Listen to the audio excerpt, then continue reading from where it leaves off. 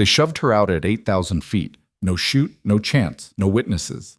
The helicopter banked away into darkness, rotors fading like a funeral drum. 5 men inside smiled, certain gravity would erase their problem. They were elite. She was expendable. They had maps, radios, backup. She had 30 seconds and physics working against her. What they didn't know, what no file or briefing ever mentioned, was that Sergeant Ava Cross had survived worse than falling. And when you throw a ranger from the sky expecting silence, you better pray she doesn't learn to fly. Because the only thing more dangerous than a soldier you underestimate is one you leave alive. If you want to see how a woman turned betrayal into a weapon, stay with me until the very end. Hit that like button and drop a comment with your city. I want to see how far this story travels. The briefing room smelled like burnt coffee and old grudges. Ava Cross sat 3 chairs from the front, spine straight, hands folded on the table, eyes tracking the PowerPoint slides with the mechanical focus of someone trained to absorb information without reacting to it. Around her, 12 operators leaned back in various states of attention, some scribbling notes, others staring at phones hidden under the table. One guy actually asleep with his eyes half open, a skill you learn on deployment when rest is tactical. Major Hendricks stood at the front, laser pointer cutting red lines across a topographical map of the Zarikon Valley. His voice had that flat, rehearsed quality of a man who'd given this brief 100 times and stopped caring somewhere around briefing 30. Primary objective is high-value target retrieval. Secondary is intel extraction from the compound here. The red dot circled a cluster of structures tucked into a ridge. We go in fast, we go in quiet, we extract before dawn. Questions? Nobody asked questions in briefings anymore. Questions meant you weren't paying attention the first time. Ava's eyes moved from the map to the men sitting in the front row. They hadn't been there yesterday. Crisp uniforms, different patches, the kind of postured confidence that came with operating outside normal chains of command. Contractors, maybe. Or something worse, the kind of unit that existed in budget footnotes and closed-door hearings. The man in the center caught her looking. He smiled. It was the kind of smile that didn't involve eyes, just teeth and calculation. Ava looked away, filing the interaction in the part of her brain reserved for threats that hadn't materialized yet. Cross. She straightened. Sir. Hendricks didn't look up from his notes. Your Overwatch. High ground, Eastern Ridge. Spotter and backup comms. Logan's team takes point. Logan. That was the man who'd smiled. He nodded slightly, acknowledgement without warmth. Ava kept her face neutral, but internally, something clicked. Overwatch meant sidelined. It meant babysitting radios while everyone else did the actual work. She'd run point on 4 operations in the last 6 months, clean extractions, 0 casualties, commendations she'd never seen because paperwork moved slower than bullets.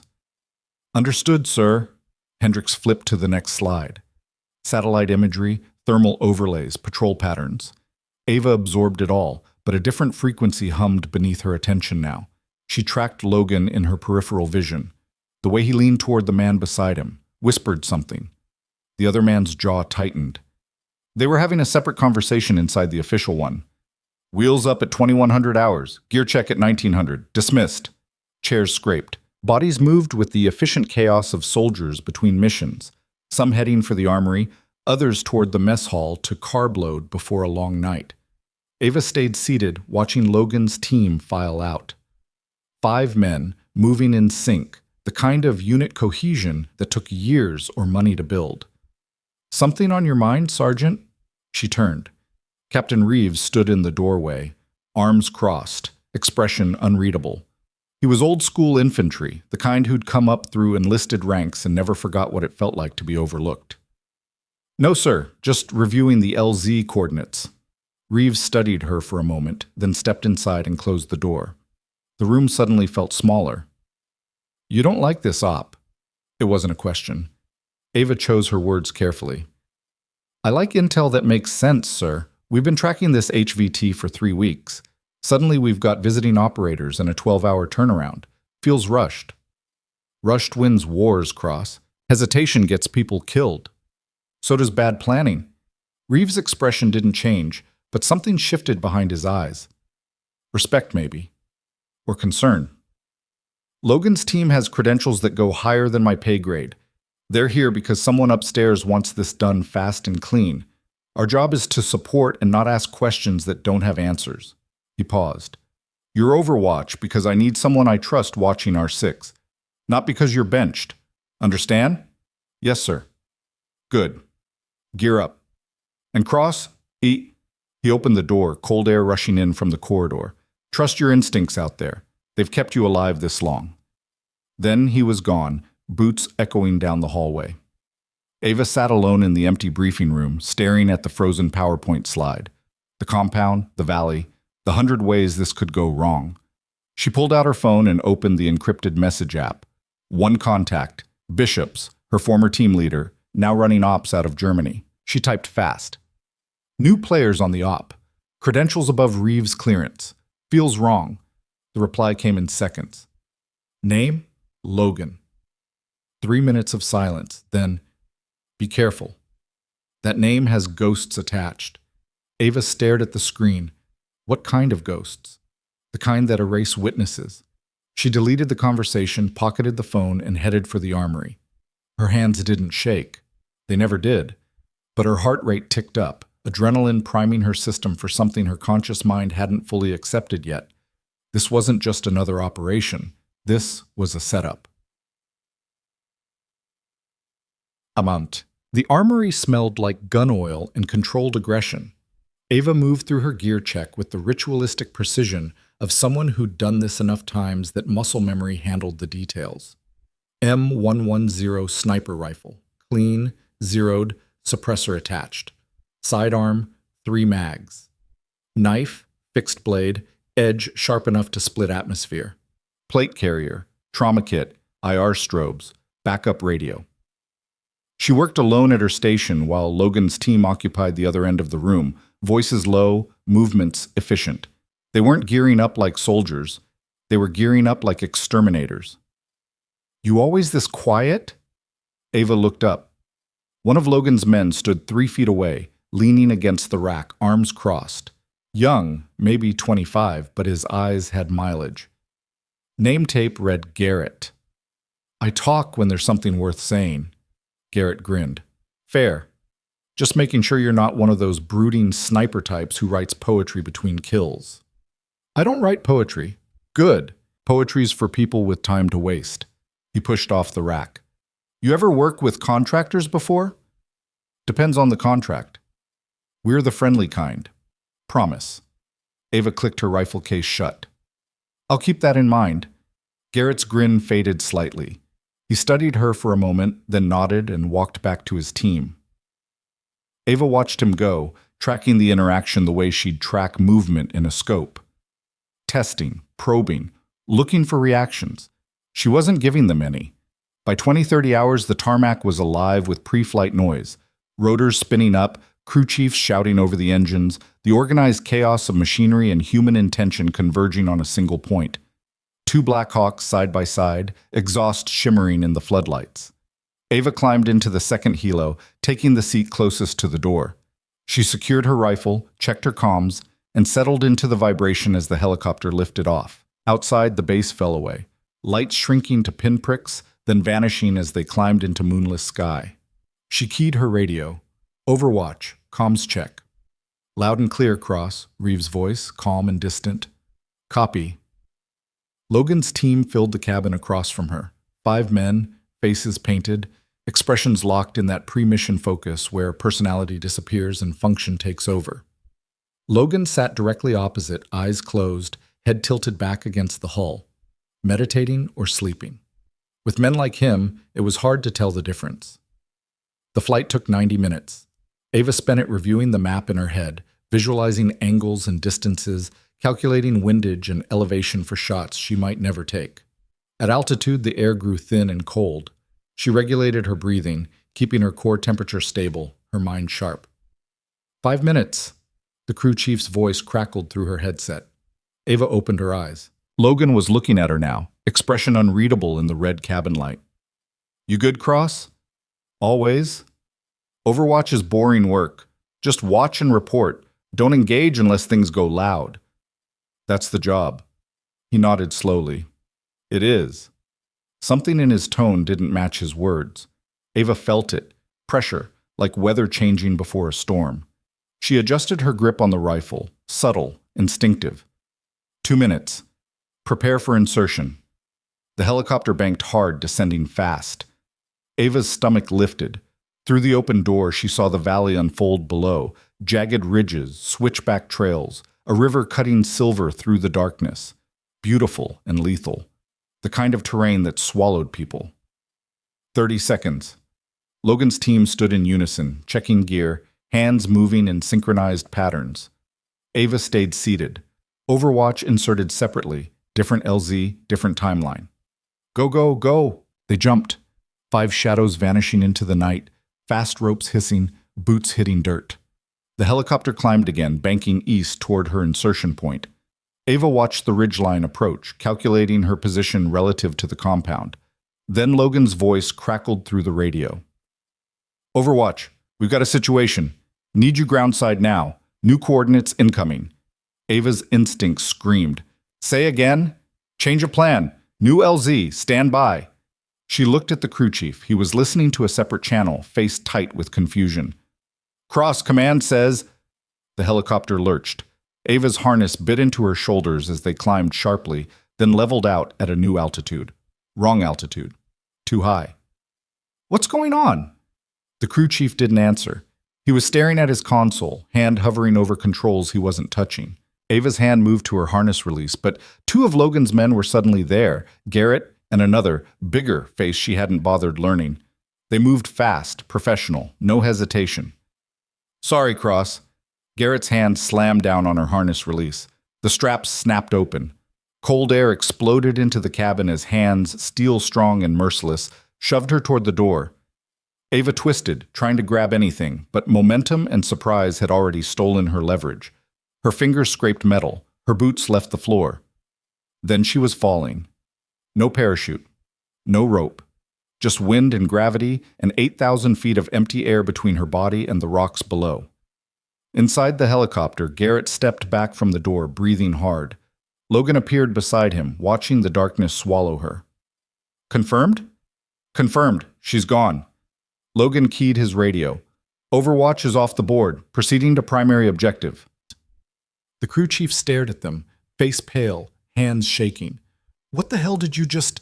Logan's sidearm appeared, casual as a handshake. You saw an accident, harness failure, tragic. You'll file the report exactly that way or you'll join her. Clear? The crew chief nodded, sweat dripping despite the cold. Good. Now fly. The helicopter banked away, rotors fading into the Zarakan night. Ava fell. Wind screamed past her ears, tearing at her uniform, her skin, her consciousness. The world became vertical chaos, sky above, earth below, and her body the only fixed point in between. Panic clawed at her chest, primal and absolute. Then training murdered the panic. Her mind clicked into a different mode, cold, analytical, operational. She had 30 seconds, maybe less. Physics didn't care about fear. Gravity didn't negotiate. She spread her arms and legs, arching her back, turning her body into a crude airfoil. The wind resisted, slowing her rotation, stabilizing her fall. She couldn't see the ground, too dark, too fast, but she felt the air pressure changing, thickening as she dropped. 20 seconds. Her eyes adjusted. Green-tinted fragments resolved below, ridgelines, shadows, the silver thread of the river cutting through the valley. Water. Not a guarantee, but better odds than granite. 15 seconds. She angled her body, shifting her center of mass, steering her fall toward the river. Her muscles screamed from the tension, holding position against wind that wanted to tumble her into an uncontrolled spin. She kept her body loose. Rigid meant broken bones on impact. 10 seconds. The river rushed up, details sharpening, white water over rocks, deeper pools between, current fast and angry. She rotated, feet first, 45 degrees forward, arms tucked tight. 5 seconds. Her last thought before impact was clinical. Feet, legs, core. Absorb and redirect. Then the river hit her like a car crash wrapped in ice. Pain. Everywhere. All at once. Her legs buckled on impact, shock blasting up her spine, lights detonating behind her eyes. Water closed over her head, cold stabbing through her uniform like 1,000 knives. Momentum dragged her under, tumbling her along the riverbed. She struck rocks, felt ribs crack, tasted blood. Her lungs screamed for air. She kicked. Once. Twice. Her boots found purchase, and she pushed up, muscles firing on instinct and adrenaline. Her head broke the surface, and she gasped. Air mixed with water, choking, retching, but alive. Alive. The current pulled her downstream fast and merciless. She couldn't fight it. Her left shoulder was useless, probably dislocated, and her ribs sent white-hot signals every time she moved. She focused on keeping her head above water, letting the river carry her until it dumped her into a slower section. She crawled onto gravel, dragging herself out of the water with her good arm, coughing blood and river water. Her body shook, cold, shock, adrenaline crash. She lay there for a moment, face pressed against wet stones, listening to the helicopter noise fade upstream. They thought she was dead. They were wrong. Ava forced herself to sit up, pain hammering her ribs with every breath. She took inventory, left shoulder dislocated, 3, maybe 4 broken ribs. Cuts and bruises too numerous to count. Her rifle was gone, lost in the fall. Sidearm still holstered, miracle of retention systems. Knife still strapped to her leg. She was alive, armed, and extremely pissed off. She popped her shoulder back into place with a grunt that echoed off the rocks. Sharp, nauseating pain followed by relief. Not healed, but functional. She wrapped her ribs with strips torn from her undershirt, compression to stabilize the breaks.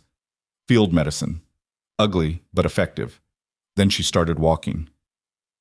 The river had carried her a quarter-mile downstream from the insertion point.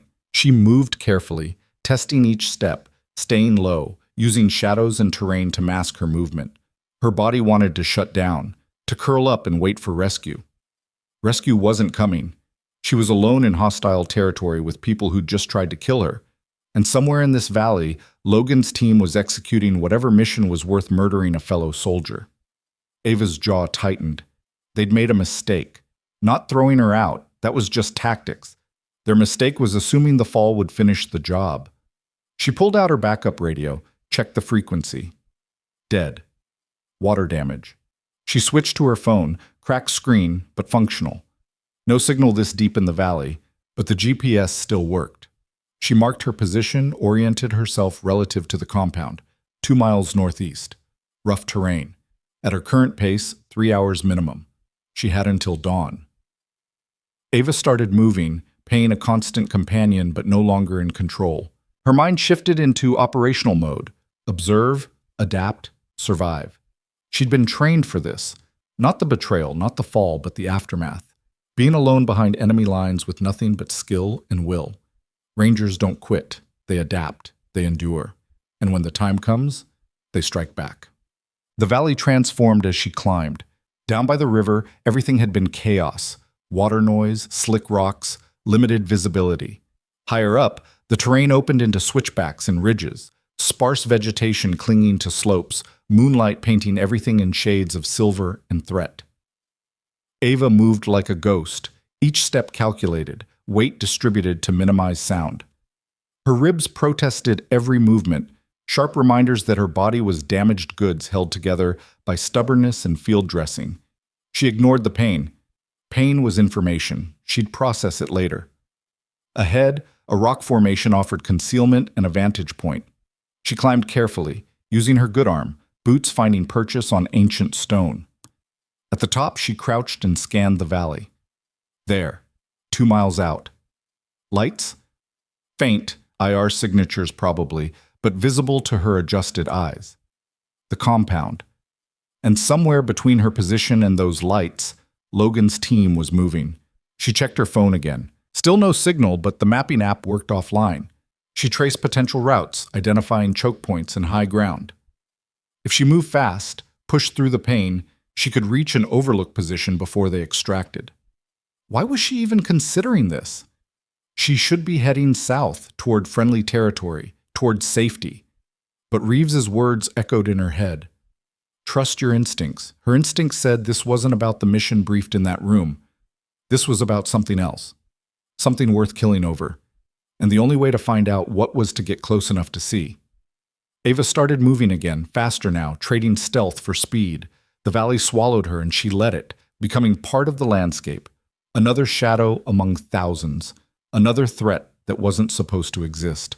Well, she reached the overlook 90 minutes later, lungs burning, ribs screaming, but ahead of schedule.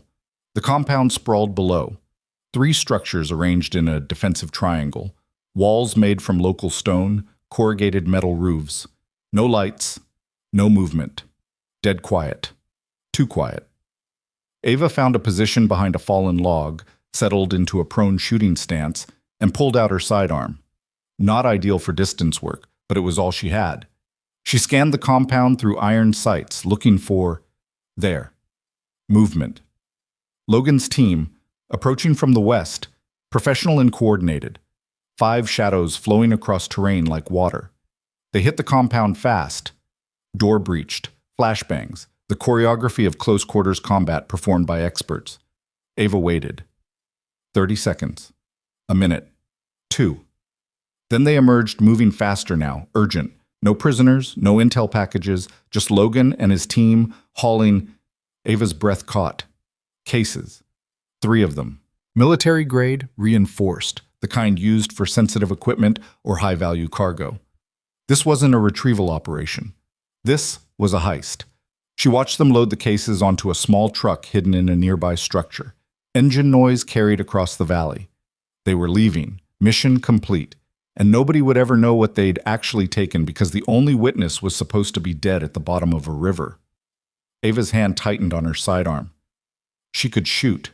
Take out a tire, maybe. Slow them down. But then what? She was 1 injured soldier against 5 armed contractors with backup and extraction. She needed proof. Her phone. Still no signal, but the camera worked.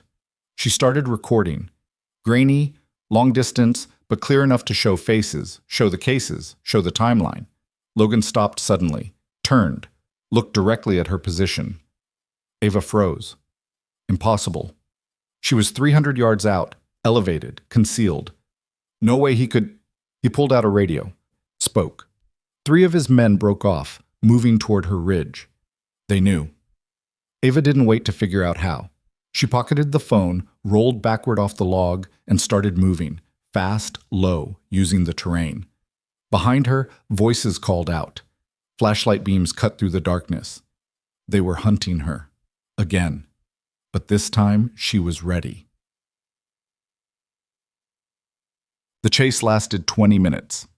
Ava led them deeper into the valley, away from their extraction point, using every trick she'd learned in a decade of operating in mountains and deserts and jungles. She moved through terrain that punished mistakes, loose scree, narrow ledges, paths that disappeared into cliff faces. Behind her, the contractors cursed and stumbled, their urban combat training useless in this environment. She reached a choke point, narrow trail between 2 rock walls, maybe 3 feet wide, 20 feet long. Perfect. Ava set a simple trap. Dead branch across the path at ankle height, positioned in shadow. Beyond it, a loose rock pile that would shift and slide if disturbed. Basic. Effective. She climbed above the trail and waited. Garrett came through first, moving fast, rifle up. His boot caught the branch. He stumbled, tried to recover, stepped onto the loose rocks. They gave way.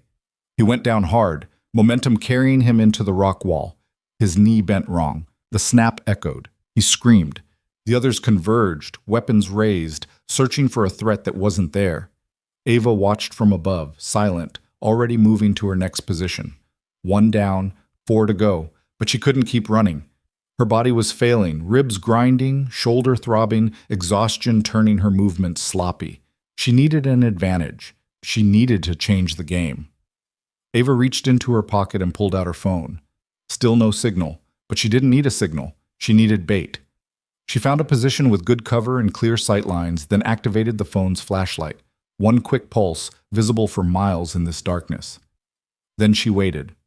They came. All 4 of them moving cautious now, learning from Garrett's mistake. Logan led, flanked by 2 men, the 4th covering their 6.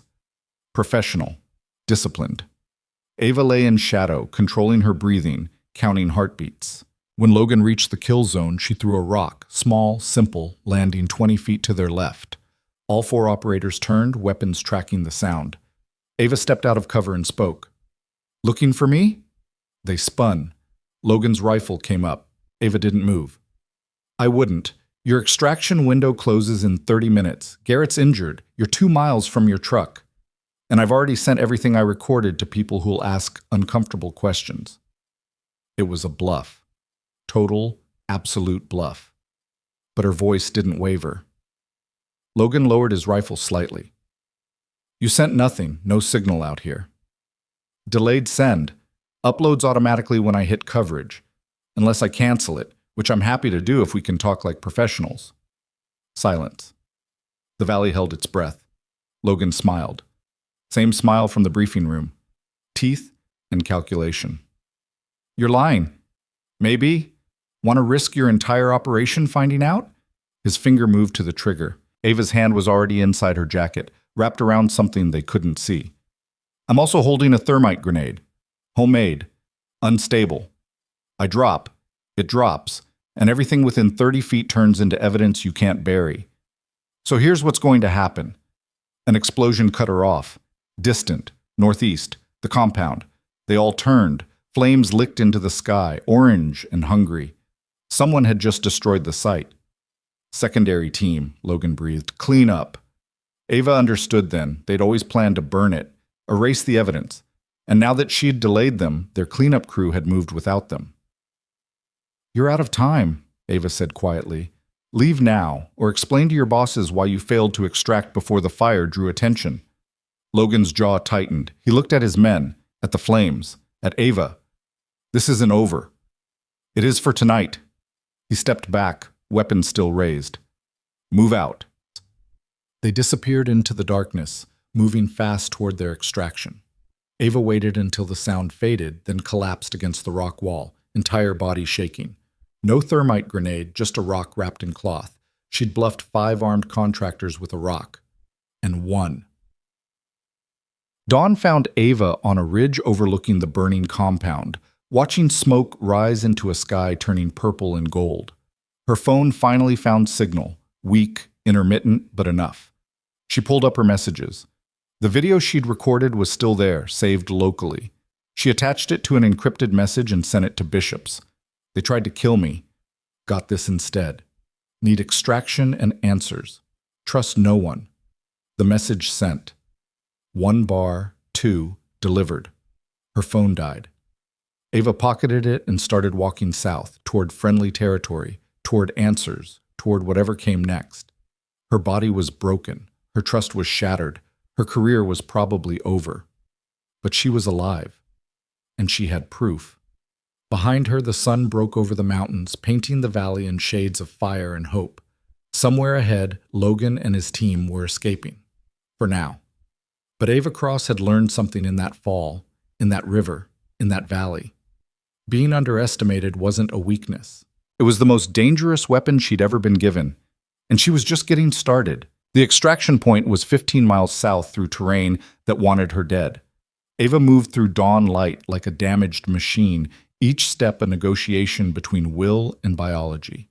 Her ribs ground together with every breath, sending sparks of white pain through her chest.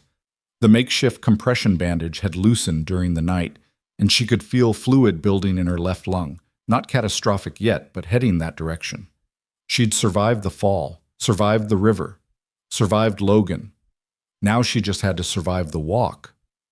The valley gradually opened as she descended, sparse vegetation giving way to scrub brush and rocky outcroppings that offered concealment, but little comfort. She kept to the shadows, moving in short bursts, pausing to listen, to scan, to ensure she wasn't being followed. By mid-morning, her water was gone. By noon, the sun had turned the valley into an oven. Ava's vision swam at the edges, heat and dehydration and blood loss conspiring to shut her down. She found shade beneath an overhang and forced herself to rest, conserving energy she didn't have. Her phone was dead weight in her pocket, but she checked it anyway. Still no power. The video was trapped inside, proof that meant nothing if she didn't make it out. She closed her eyes. Just for a minute. Just to... Helicopter rotors. Her eyes snapped open. Distant, but approaching. She scrambled deeper under the overhang, pressing herself against rock, watching the sky through a gap in the stone. 2 Blackhawks, flying search patterns, low and methodical. Logan's cleanup crew, or actual rescue? She couldn't risk it. Not yet. Not until she knew who was looking. The helicopters passed overhead, rotors thundering, then banked west toward the compound. Ava waited until the sound faded, then resumed moving, faster now, despite the pain. Someone was searching. That meant a clock was ticking. She had to reach friendly territory before they found her. 3 hours later, she spotted the checkpoint. It sat at the valley's southern mouth, concrete barriers, razor wire, a guard tower with U.S. flags snapping in the wind. Forward Operating Base Katak, the closest thing to civilization in this corner of hell. Ava approached carefully, hands visible, moving slow. 2 Marines at the gate tracked her with rifles, faces young and suspicious. "Stop right there!" She stopped, 30 feet out. Close enough to talk, far enough to not look threatening. Sergeant Ava Cross, 75th Ranger Regiment, serial number 847-62. On the ground, now! She knelt slowly, every movement agony. "I need medical attention and secure comms. I have classified intel regarding..." Shut up and stay down! More Marines appeared, weapons raised, voices overlapping in controlled chaos. Someone zip-tied her wrists behind her back. Someone else patted her down, finding her sidearm, her knife, her dead phone. "She's armed! She's half dead, look at her. Could be a hostile, get the LT." Ava kept her mouth shut and her breathing steady. Standard procedure. They didn't know her, didn't trust her, and in this valley, paranoia kept people alive. She'd do the same in their position. A new voice cut through the noise. "What have we got? Claims she's a ranger, sir. No ID, armed, coming from hostile territory." Ava looked up. A lieutenant stood over her, late 20s, expression caught between annoyance and concern. His name tape read Morrison.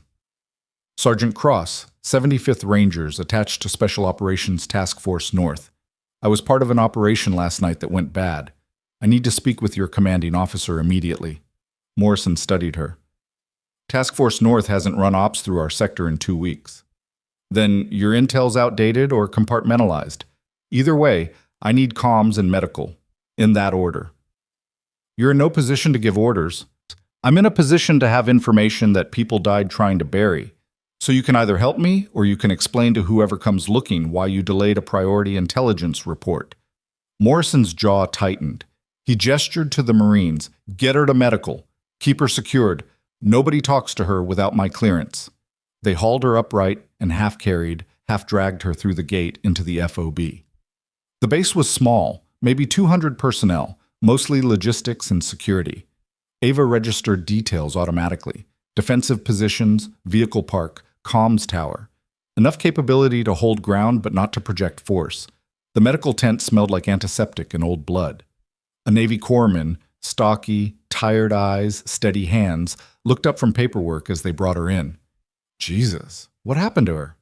"That's classified," Morrison said. The corpsman gave him a flat look. "Her breathing's compromised and she's favoring 3 different injuries. I don't need clearance to see she needs trauma care." "Do what you can. She stays restrained." "Fine.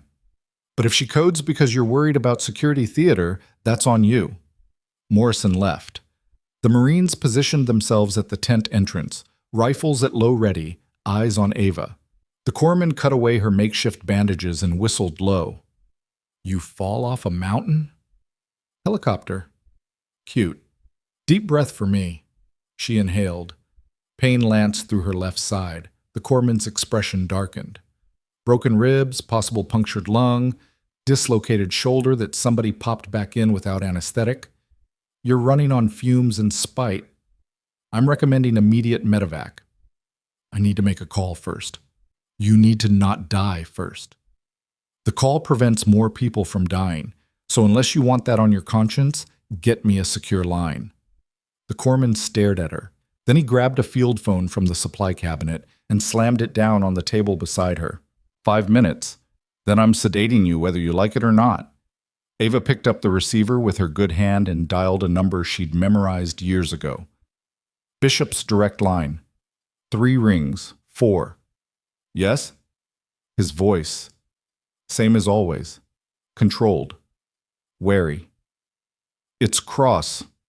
Silence. Then, where are you? FOB Katak. They tried to kill me. I have evidence. I got your message. Where's the video now? Dead phone. Still on the device. Are you secure? Ava glanced at the Marines. Physically, yes. Politically, unclear. Listen carefully. Logan's team filed a report 2 hours ago. Harness malfunction. You fell during insertion. They recovered your body from the river this morning. Her stomach dropped. What? Official record says you're dead, Cross. KIA. Recovery complete. Family notified.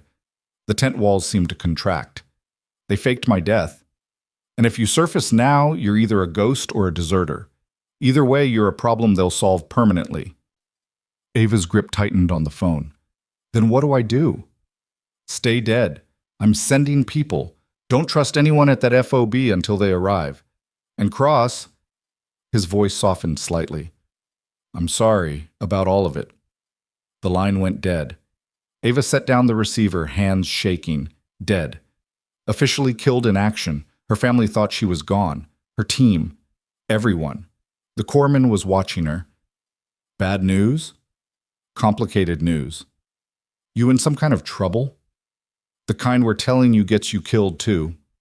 He nodded slowly, accepting that logic. Then I'm going to forget we had this conversation, but I'm still sedating you before you collapse. Don't. I need to stay. The tent flap opened.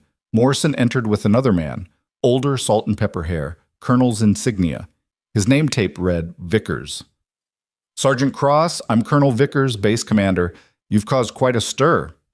Ava straightened despite the pain. Sir, you need to stay quiet while I explain your situation. Your unit reported you KIA 6 hours ago. Body recovered, case closed. So either you're an imposter or someone made a very serious mistake. Which is it? Neither, sir. Someone tried to erase me because I witnessed something I wasn't supposed to see. And what was that? I can't tell you that, sir. Vickers' expression hardened. You walk into my base half dead, armed, with a story that contradicts official reports, and you expect me to just take your word. I expect you to make a call to JSOC and verify that Sergeant Ava Cross was part of Task Force North's operations in the Zarikon Valley. Then I expect you to secure me until people with higher clearance arrive. And if I decide you're a security risk, then you'll be obstructing a classified investigation and explaining it to people who don't accept excuses. Morrison shifted uncomfortably. Sir, maybe we should... I'm not taking orders from a corpse. Vickers turned to the Marines. Move her to detention. No comms, no visitors. We'll sort this out once I verify her story.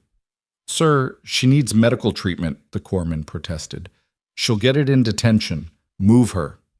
The Marines grabbed Ava's arms. She didn't resist. Fighting now would just confirm whatever suspicions Vickers already had.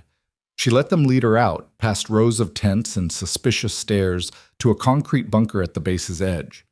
They locked her in a cell that smelled like diesel and old fear. Steel door. No windows. A cot bolted to the wall. Ava sat down carefully, ribs protesting, and stared at the ceiling. Dead. Erased. Buried in official paperwork while Logan and his team disappeared with whatever they'd stolen. And she was locked in a cell with no proof, no support, and no way out. Pressure built in her chest, not pain but rage. Clean, focused, useful rage. They'd underestimated her once, thrown her from a helicopter expecting gravity to solve their problem. Now they'd made a second mistake. They'd given her time to think. 6 hours passed. Ava used them productively. She slept in 20-minute increments, body forcing rest whether her mind agreed or not. Between naps, she ran scenarios, escape routes, asset inventories, threat assessments. The cell was secure but not impregnable. The base was alert but not locked down. If she needed to leave, she could, but leaving meant confirming she was a threat. Staying meant trusting bishops would actually send help. Neither option was great. The door opened. Morrison entered, carrying a tray, MRE, water bottle, medical supplies. Corpsman said you need these. He set the tray on the floor. Said if I don't make sure you use them, he'll file a formal complaint. Ava picked up the water, drank slowly. Vickers verify my story? He's trying. JSOC isn't answering. Your unit's chain of command is stonewalling. Far as the official record shows, you're a ghost. That's because I'm supposed to be a dead ghost. Morrison leaned against the wall, arms crossed. You really fall from a helicopter? I was pushed. Why? Because I saw something I wasn't supposed to see. What? Can't tell you. Then I can't help you. Ava met his eyes. You help me by keeping me alive long enough for the people who can fix this to arrive. That's it. You dig deeper, you become a liability they'll erase too. Morrison studied her for a long moment. You know what I think?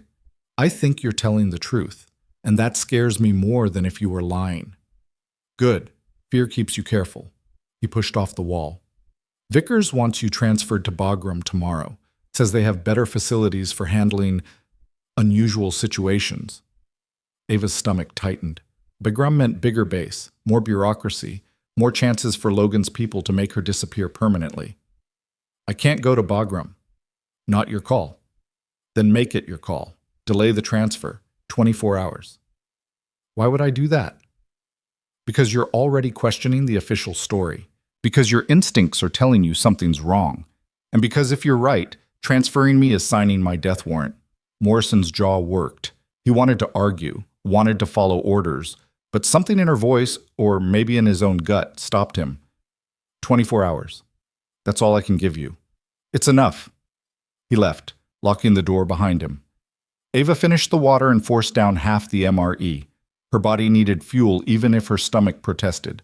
Then she used the medical supplies, antiseptic, fresh bandages, pain meds she didn't take because she needed to stay sharp. 24 hours. Bishop's people had to arrive before then, or she'd have to disappear on her own terms. Chab. Midnight brought visitors. Ava woke to the sound of the lock disengaging, adrenaline spiking her heart rate from 60 to 90 in seconds. She rolled off the cot, ignoring her ribs' screaming protest, and positioned herself against the wall beside the door. It opened. 2 figures entered. Not Marines. Contractors. Different patches, same hard eyes. The first one spoke. Sergeant Cross, we need to talk. Ava didn't move from her position. Who sent you? People who want to make sure you understand your situation. I understand it fine. The second contractor closed the door, locked it. See, we don't think you do. You filed a report that contradicts official records. That's a problem. Only if the official records are lies. Doesn't matter. Truth lies? It's all just paperwork. And paperwork can be adjusted. The first contractor stepped closer. Here's what's going to happen. You're going to recant your story. Say you were confused, injured, disoriented. The fall scrambled your memories. You made a mistake. And if I don't, then you'll have an accident during transport to Bagram. Real tragic. Nobody's fault. Ava's hand moved to her belt. Empty. They'd taken everything. The contractor smiled. Looking for this? He held up her knife. You're unarmed, injured, and officially dead. Nobody's coming to save you, so be smart. Sign the paper. Live to see tomorrow. He pulled out a tablet, pulled up a pre-written statement. Ava read the first line. I, Sergeant Ava Cross, acknowledge that my previous statements regarding Operation Zarikon were made under extreme duress and do not reflect. She stopped reading. No. Excuse me? I said no. You can kill me, but you can't make me sign that. The second contractor moved fast, grabbing her injured shoulder, squeezing. Pain exploded white-hot through her nervous system. She gasped, but didn't scream. Sign it. No. He squeezed harder. Ava's vision grayed at the edges, but she kept her teeth clenched, kept breathing through the agony. You're going to pass out from the pain, Cross. Then we'll forge your signature anyway, so why suffer for nothing? Because, she forced the words through locked jaw, because suffering with purpose beats compliance with none. The contractor released her shoulder. She collapsed against the wall, cradling her arm, breathing hard. Your choice, he said. We gave you the easy way. They moved toward her, professional and unhurried. The door exploded inward. Morrison came through first, sidearm up, face locked in combat mode. Behind him, 4 Marines, rifles raised. "Step away from her! Now!" The contractors froze. The first one raised his hand slowly. "Easy, Lieutenant. We're all on the same side here." "I don't know what side you're on, but you're not authorized to be in this cell. On the ground, hands behind your head, both of you. We have clearance from— I don't care if you have clearance from God himself. You're assaulting a detained person on my watch. Down. Now." They complied, slow and angry. The Marines zip-tied them while Morrison helped Ava to her feet. "You okay?" "Define okay. Can you walk?" With motivation. He got her outside into cold night air that tasted like freedom and diesel fumes. The base was awake now, alarms silent but personnel moving, weapons ready. Vickers stood in the center of the commotion, face thunderous. "Morrison, what the hell is going on?" "Found 2 unidentified personnel assaulting the detainee, sir. They claim they had clearance." "Clearance from who?" One of the contractors spoke up, calm despite the zip ties. "Colonel, this is a misunderstanding. We're authorized to Shut up," Vickers turned to Morrison. "Get their credentials, run them through JSOC, and get that corpsman back here. Cross looks like she's about to collapse." Ava wasn't about to collapse. She was about to calculate. 2 contractors meant Logan knew where she was, which meant either someone at this base was feeding him information or they'd tracked her electronically. Either way, this FOB was compromised. She had to leave. Now. "Sir," she said quietly, "I need to speak with you privately." Vickers glared at her. "You're not in a position to— Those men came here to kill me. They will try again, and next time they'll be smarter about it. So unless you want this base turned into a combat zone, you need to hear what I have to say." Vickers' expression shifted. Not agreement, but calculation. He gestured to his office. 5 minutes. The office was small, cramped, dominated by maps and coffee stains. Vickers closed the door and turned on her. "Talk." Ava laid it out. Not everything, but enough. The operation, the fall, Logan's team stealing classified material, the fake death report, the contractors who just tried to force her silence. Vickers listened without interrupting. When she finished, he sat down heavily. "If what you're saying is true, we have a serious problem." "It's true." "Then prove it." "I have video. On my phone. Which is dead. Which can be charged." Vickers pulled out a charging cable from his desk, plugged it into a power strip. "Let's see it." Ava's phone powered on slowly, screen cracked but functional. She navigated to the video file, hands shaking slightly from adrenaline and pain meds she should have taken hours ago. The video played. Grainy, distant, but clear enough. Logan's face, the cases, the truck, the timeline. Vickers watched in silence. When it finished, he replayed it, then a third time. "This is complicated. This is treason. This is above my pay grade." He looked at her. "But you're right about one thing. You can't stay here. They know where you are, and I don't have the resources to protect you against a determined Black Ops team." "Then let me leave. You're officially dead and technically a deserter if you walk out of here." "Better a living deserter than a dead patriot." Vickers almost smiled. "Almost. Morrison trusts you. Don't ask me why, but he does. And I trust Morrison. So here's what we're going to do." He pulled out a map, traced a route with his finger. 10 miles south, there's an abandoned relay station. Not on any current maps, but it's still there. You hole up, we send a secure message to JSOC with your video, and we wait for the grown-ups to sort this out. And those contractors? I'll hold them as long as I can, 48 hours maybe. After that, people with more authority than me will show up asking questions I can't answer. Ava nodded. "I need supplies, weapon, radio." "Morrison will get you what you need, but Cross—" His expression hardened. "If this blows back on my base, if my Marines get hurt because I helped you, I will personally hunt you down and make you wish those contractors had finished the job. Clear?" "Crystal." "Good. You leave in 20 minutes. What?" Morrison drove her out in an old Humvee, no headlights, using night vision. They didn't speak until they were 5 miles from the base. "Why'd you help me?" Ava asked. Morrison kept his eyes on the road. "My sister's army, deployed to Syria 2 years ago. Came back different. Wouldn't talk about what happened, just stared at walls and flinched at loud noises. 6 months later, she tried to report something, never told me what. Week after that, she was dead. Single vehicle accident. Investigators said she fell asleep at the wheel." "I'm sorry." "Don't be sorry, just survive. Whatever you saw, whatever you're fighting, win. Because if you don't, my sister died for nothing and you're just another file marked closed." He pulled up to the relay station, concrete bunker, half buried, antenna rusted but intact. He handed her a pack: food, water, medical supplies, radio, and her sidearm. "Radio's set to an encrypted frequency. Use it sparingly.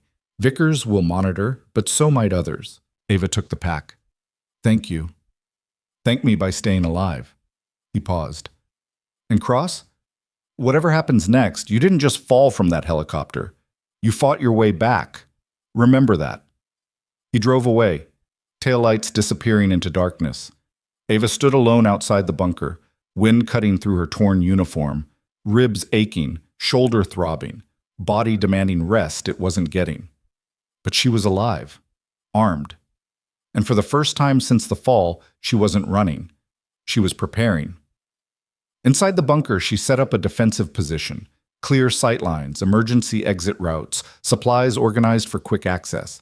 Then she charged her phone fully and uploaded the video to an encrypted cloud account with multiple redundancies. Evidence secured. Now she just had to survive long enough for it to matter. Dawn came cold and clear. Ava sat with her back against concrete, rifle across her lap, watching the horizon. Somewhere out there, Logan was moving, covering tracks, eliminating loose ends. But he'd made one critical mistake. He'd assumed she'd stay dead, and Ava Cross had never been good at meeting expectations. The radio crackled at 0600 hours. Ava's eyes opened instantly, hand already on her rifle, body coiled despite 2 hours of sleep that felt like 2 minutes. She'd positioned herself in the deepest corner of the bunker, back to concrete, sightlines clear to both entrances. "Raven, this is Shepard. Do you copy?" Not Vickers' voice, not Morrison's, someone new. Ava waited, counting heartbeats, assessing risk. Could be Bishop's people, could be Logan's trap. "Raven? If you're listening, we have 90 seconds before this frequency gets triangulated. Respond or we abort." The voice was female, clipped, professional. Military cadence, but contractor vocabulary. Ava keyed the radio. "Shepard, authenticate." "Authentication code, Bishop's Gambit. Your handler sends his regards and says to stop being so damn difficult to extract." Bishop's sense of humor. Had to be real. "Copy, Shepard. What's your position?" 3 miles northwest, inbound your location. But we've got company, 2 vehicles, 6 hostiles, closing fast on your position. They've got thermal, and they know you're there. Ava was already moving, grabbing the pack, slinging the rifle. "How long?" 8 minutes? Maybe less? Can you move?" "Negative. Ribs are compromised. Can't run distance." Silence. Then we come to you. Sit tight. Prepare for contact." "Shepard, I'm not sitting tight. I'm fortifying." "Your funeral. Shepard out." The radio went dead. Ava moved through the bunker with practiced efficiency, ignoring the fire in her ribs. She dragged furniture, old desks, file cabinets, to create choke points at both entrances.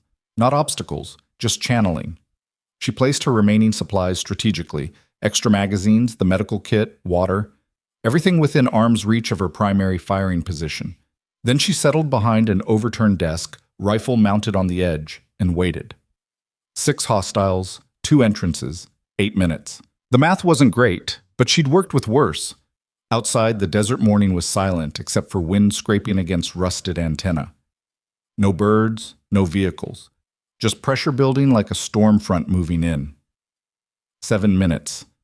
Ava controlled her breathing, oxygenating her blood, preparing her body for the chemical cascade of combat. Her heart rate dropped to 55 beats per minute. Her hands stopped shaking. The pain in her ribs became background noise, present but irrelevant.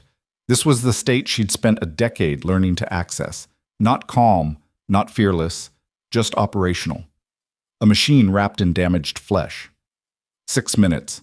She heard them before she saw them. Engines, 2 vehicles approaching from the east. They weren't trying to hide. Why would they? Official records said she was dead. One injured woman in an abandoned bunker wasn't a threat. They were about to learn different. 5 minutes. The vehicle stopped 200 yards out. Doors opened. Voices carried on the wind. Clipped, confident, tactical chatter. She recognized one voice. Garrett, the man she'd dropped in the valley. He'd survived. Of course he had. Logan didn't keep people who broke easy. Thermals showing one signature, central position, stationary. She's holed up, probably can't move. Could be a trap. It's one injured ranger. We've got 6 shooters in superior position. This is cleanup, not combat. Ava's jaw tightened. Still underestimating her. Good. 4 minutes. They split into 2 teams, 3 approaching from each entrance, textbook pincer movement. Professional, coordinated. Exactly what she'd expected. She keyed her radio, whisper quiet. Shepard, I've got 6 inbound, split teams moving on both entrances. Where are you? 2 minutes out. Can you hold? I can make them wish they'd stayed in the trucks. That's the spirit. Mark your position. We're coming in hot. Ava pulled an IR strobe from her pack, activated it, placed it in the corner. Invisible to naked eyes, bright as a flare to anyone with night vision. 3 minutes. The first team reached the north entrance. She heard their boots on concrete, heard the tactical whispers, heard the safety of someone's rifle clicking off. Doors open. Moving in. They entered fast. First man high, second low, third covering, smooth, practiced, flowing through the entrance like water. Ava waited until all 3 were inside, committed, silhouettes framed against morning light. Then she opened fire. The bunker exploded with sound, sharp cracks echoing off concrete, muzzle flash strobing the darkness. Her first 3 rounds caught the lead operator's center mass, dropping him instantly. The second man tried to pivot, return fire, but she'd already shifted position, firing from a different angle. He went down clutching his leg. The third operator dove behind cover, shouting into his radio. Contact! Contact! She's armed and… Ava put a round through the concrete 6 inches from his head. Chips exploded, cutting his face. He flinched back. She moved again, ignoring her ribs screaming, circling to a new position. The south entrance would breach any second, drawn by the gunfire. She needed them inside, needed them committed before Shepard arrived.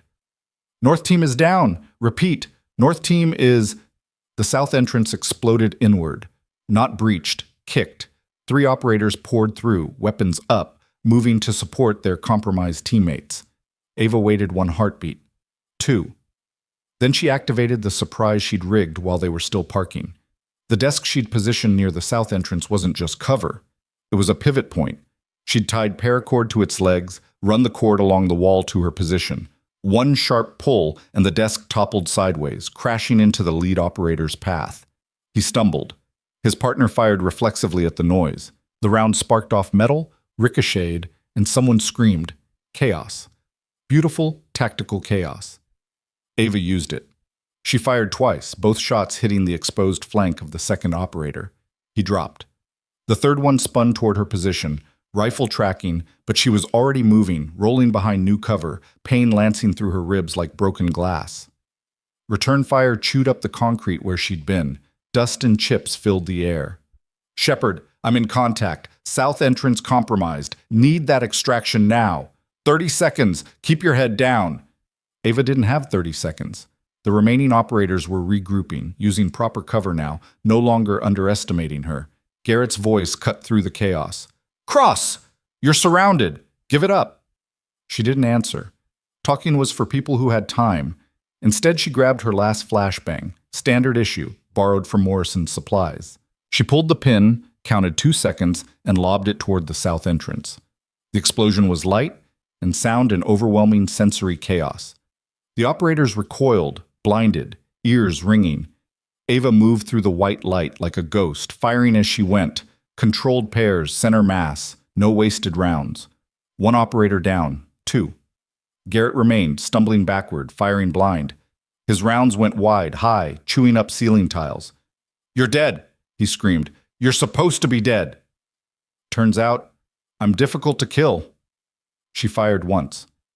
The round took him in the shoulder, spinning him sideways. He collapsed, weapon clattering away. Then the bunker's north entrance lit up with incoming fire. Not random, not panicked, but precise and overwhelming. Shepard had arrived. Two operators in tactical black poured through the entrance, weapons up, moving like they'd been born in close quarters. They cleared the room in seconds, confirming threats, securing positions. One of them, the woman from the radio, approached Ava's position, weapon lowered but ready. "Raven? That's me." "I'm Shepard. Nice shooting. We need to move. More hostiles are 4 minutes out." Ava tried to stand. Her legs didn't cooperate. The adrenaline was crashing, pain flooding back in waves that threatened to drown her.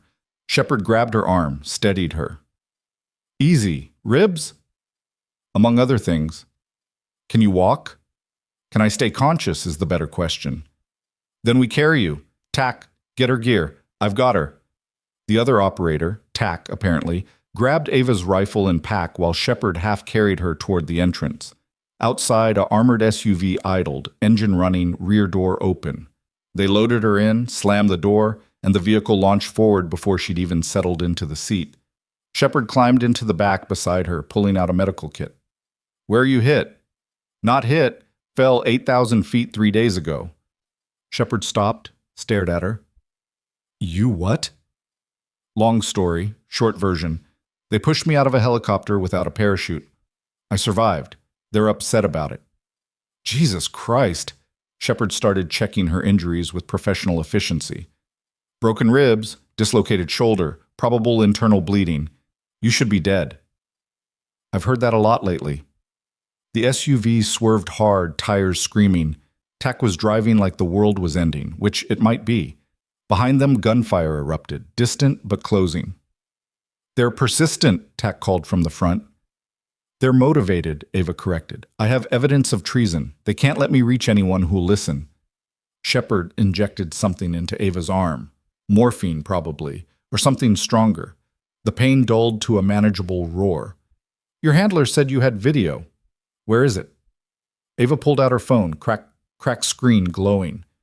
"Cloud storage, encrypted, multiple backups." "Kill me. It still exists." "Smart. But we're not planning on letting anyone kill you. Bishops wants you alive and talking." "Where is Bishops?" "Classified location, running interference while we extract you. He's burning a lot of favors to keep you alive." The SUV hit something, pothole or debris, and Ava's ribs sent fresh agony through her chest. She gasped, vision graying. Shepard steadied her. "Stay with me, Raven. We're 10 minutes from the airfield. Chopper's waiting. Once we're airborne, you're golden." 10 minutes. Ava could manage 10 minutes. Behind them, the pursuing vehicles were gaining. She could see them in the side mirror. 2 trucks, heavily armed, no longer pretending to be official. "Tack, they're closing." "I see them. Hold on." The SUV veered off the main road onto a narrow trail that barely qualified as a path. Rocks and ruts threatened to tear the axles apart. Tack didn't slow down. Ava braced herself against the door. Each impact a fresh lesson in pain management. Shepard was on the radio coordinating with someone, voice calm despite the chaos. "Eagle, this is Shepard. We're 2 minutes from LZ. Need immediate dust-off. We have hostiles pursuing." "Copy, Shepard. Bird is hot. Ready for pickup." 1 minute. The trail opened onto a dirt airstrip, barely more than a cleared field with faded markings. A Black Hawk sat at the far end, rotors already spinning, crew chief waving them in. The SUV skidded to a stop. Doors flew open. Shepard and Tack grabbed Ava, half carrying her toward the helicopter. Behind them, the pursuing trucks crested the ridge, engines roaring. "Contact rear!" Tack shouted. Gunfire erupted. Rounds sparked off the airstrip, kicking up dust. The helicopter's door gunner returned fire, heavy .50 caliber rounds chewing up the lead truck's engine block. It swerved, smoking, and crashed into a ditch. The second truck kept coming. Shepard threw Ava into the helicopter, climbed in behind her. Tack provided covering fire, walking backward, controlled bursts keeping the hostiles suppressed. "Tack, move!" He sprinted the last 20 feet, dove through the door. The helicopter lifted immediately, nose dipping forward, gaining speed and altitude. The remaining truck stopped at the airstrip's edge. Men poured out, firing upward, but the helicopter was already out of effective range, banking hard, racing toward the horizon. Ava lay on the helicopter floor, breathing hard, every part of her body screaming. But she was alive, airborne, safe. Shepard crouched beside her, checking vitals. "Welcome to the land of the living, Raven. Officially, anyway." "How long was I dead?" 72 hours, give or take. Your family held a memorial service yesterday." Ava closed her eyes. Her family thought she was gone, buried, mourned, and she couldn't even tell them different, not yet, not until this was resolved. "We'll fix it," Shepard said quietly, reading her expression. But first we need to get you medical attention and debrief. Bishop's is waiting." The helicopter climbed higher, leaving the Zarikon Valley behind. Ava watched through the open door as the landscape shrank, rivers and ridges becoming abstract patterns, the place that had tried to kill her fading into distance.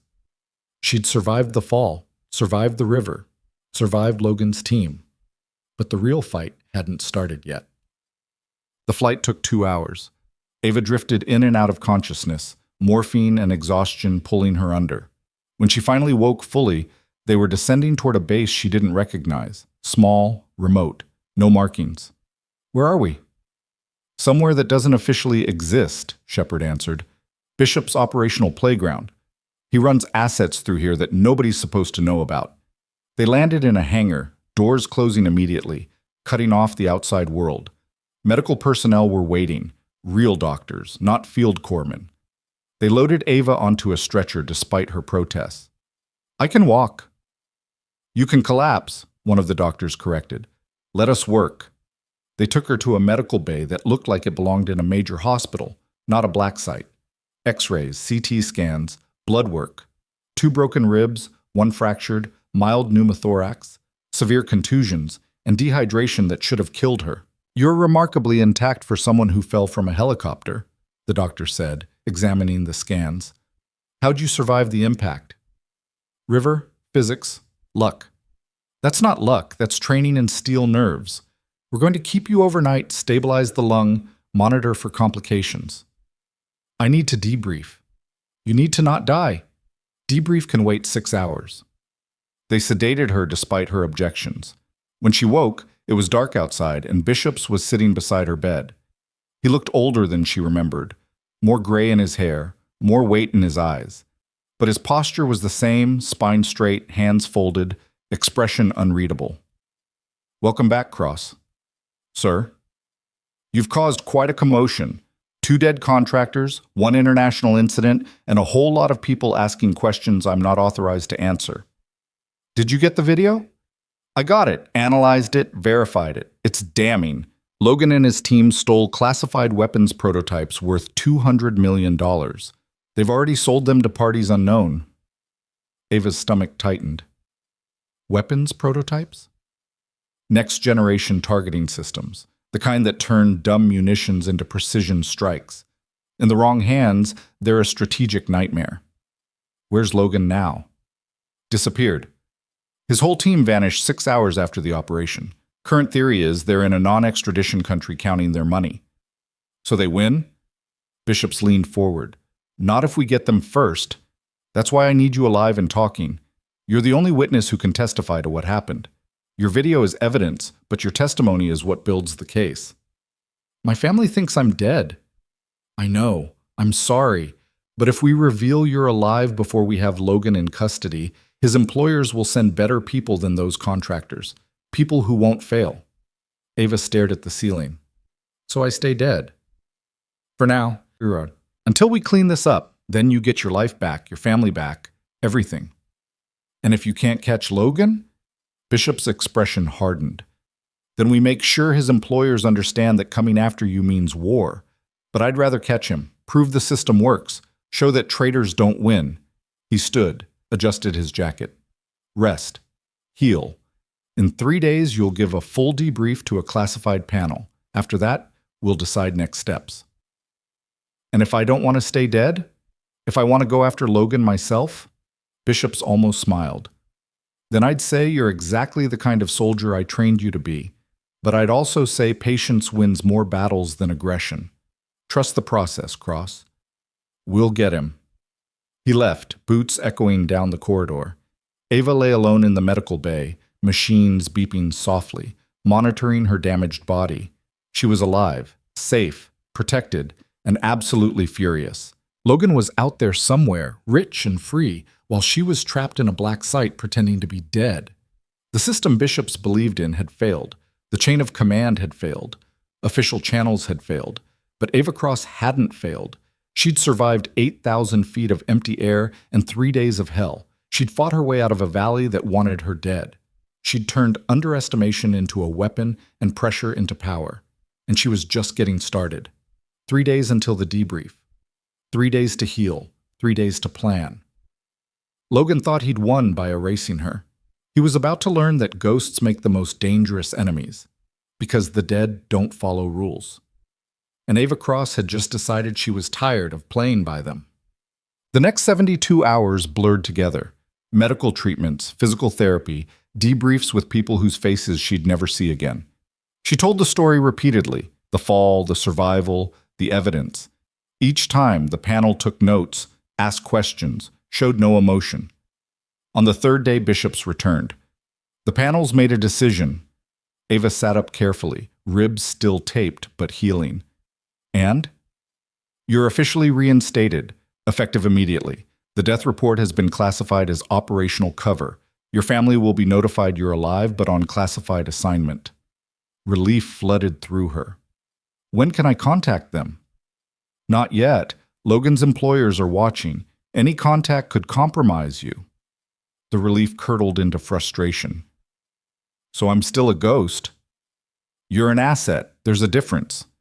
Bishops handed her a folder. We've tracked Logan to a facility in Eastern Europe. Private compound, heavy security, no extradition treaty. We can't touch him legally, but we can send someone who officially doesn't exist. Someone with motivation, someone who's already dead on paper. Ava opened the folder. Satellite images, floor plans, intelligence reports, a target package. You want me to go after him? I want to give you the option. You've earned it. But understand, this is off books, black as it gets. You succeed, you're a hero nobody can acknowledge.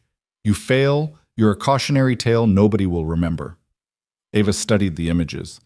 The compound was fortress-like, positioned on a cliff overlooking the sea. Multiple guards, sophisticated systems, kill zones layered like cake. Impossible odds. She smiled. When do I leave?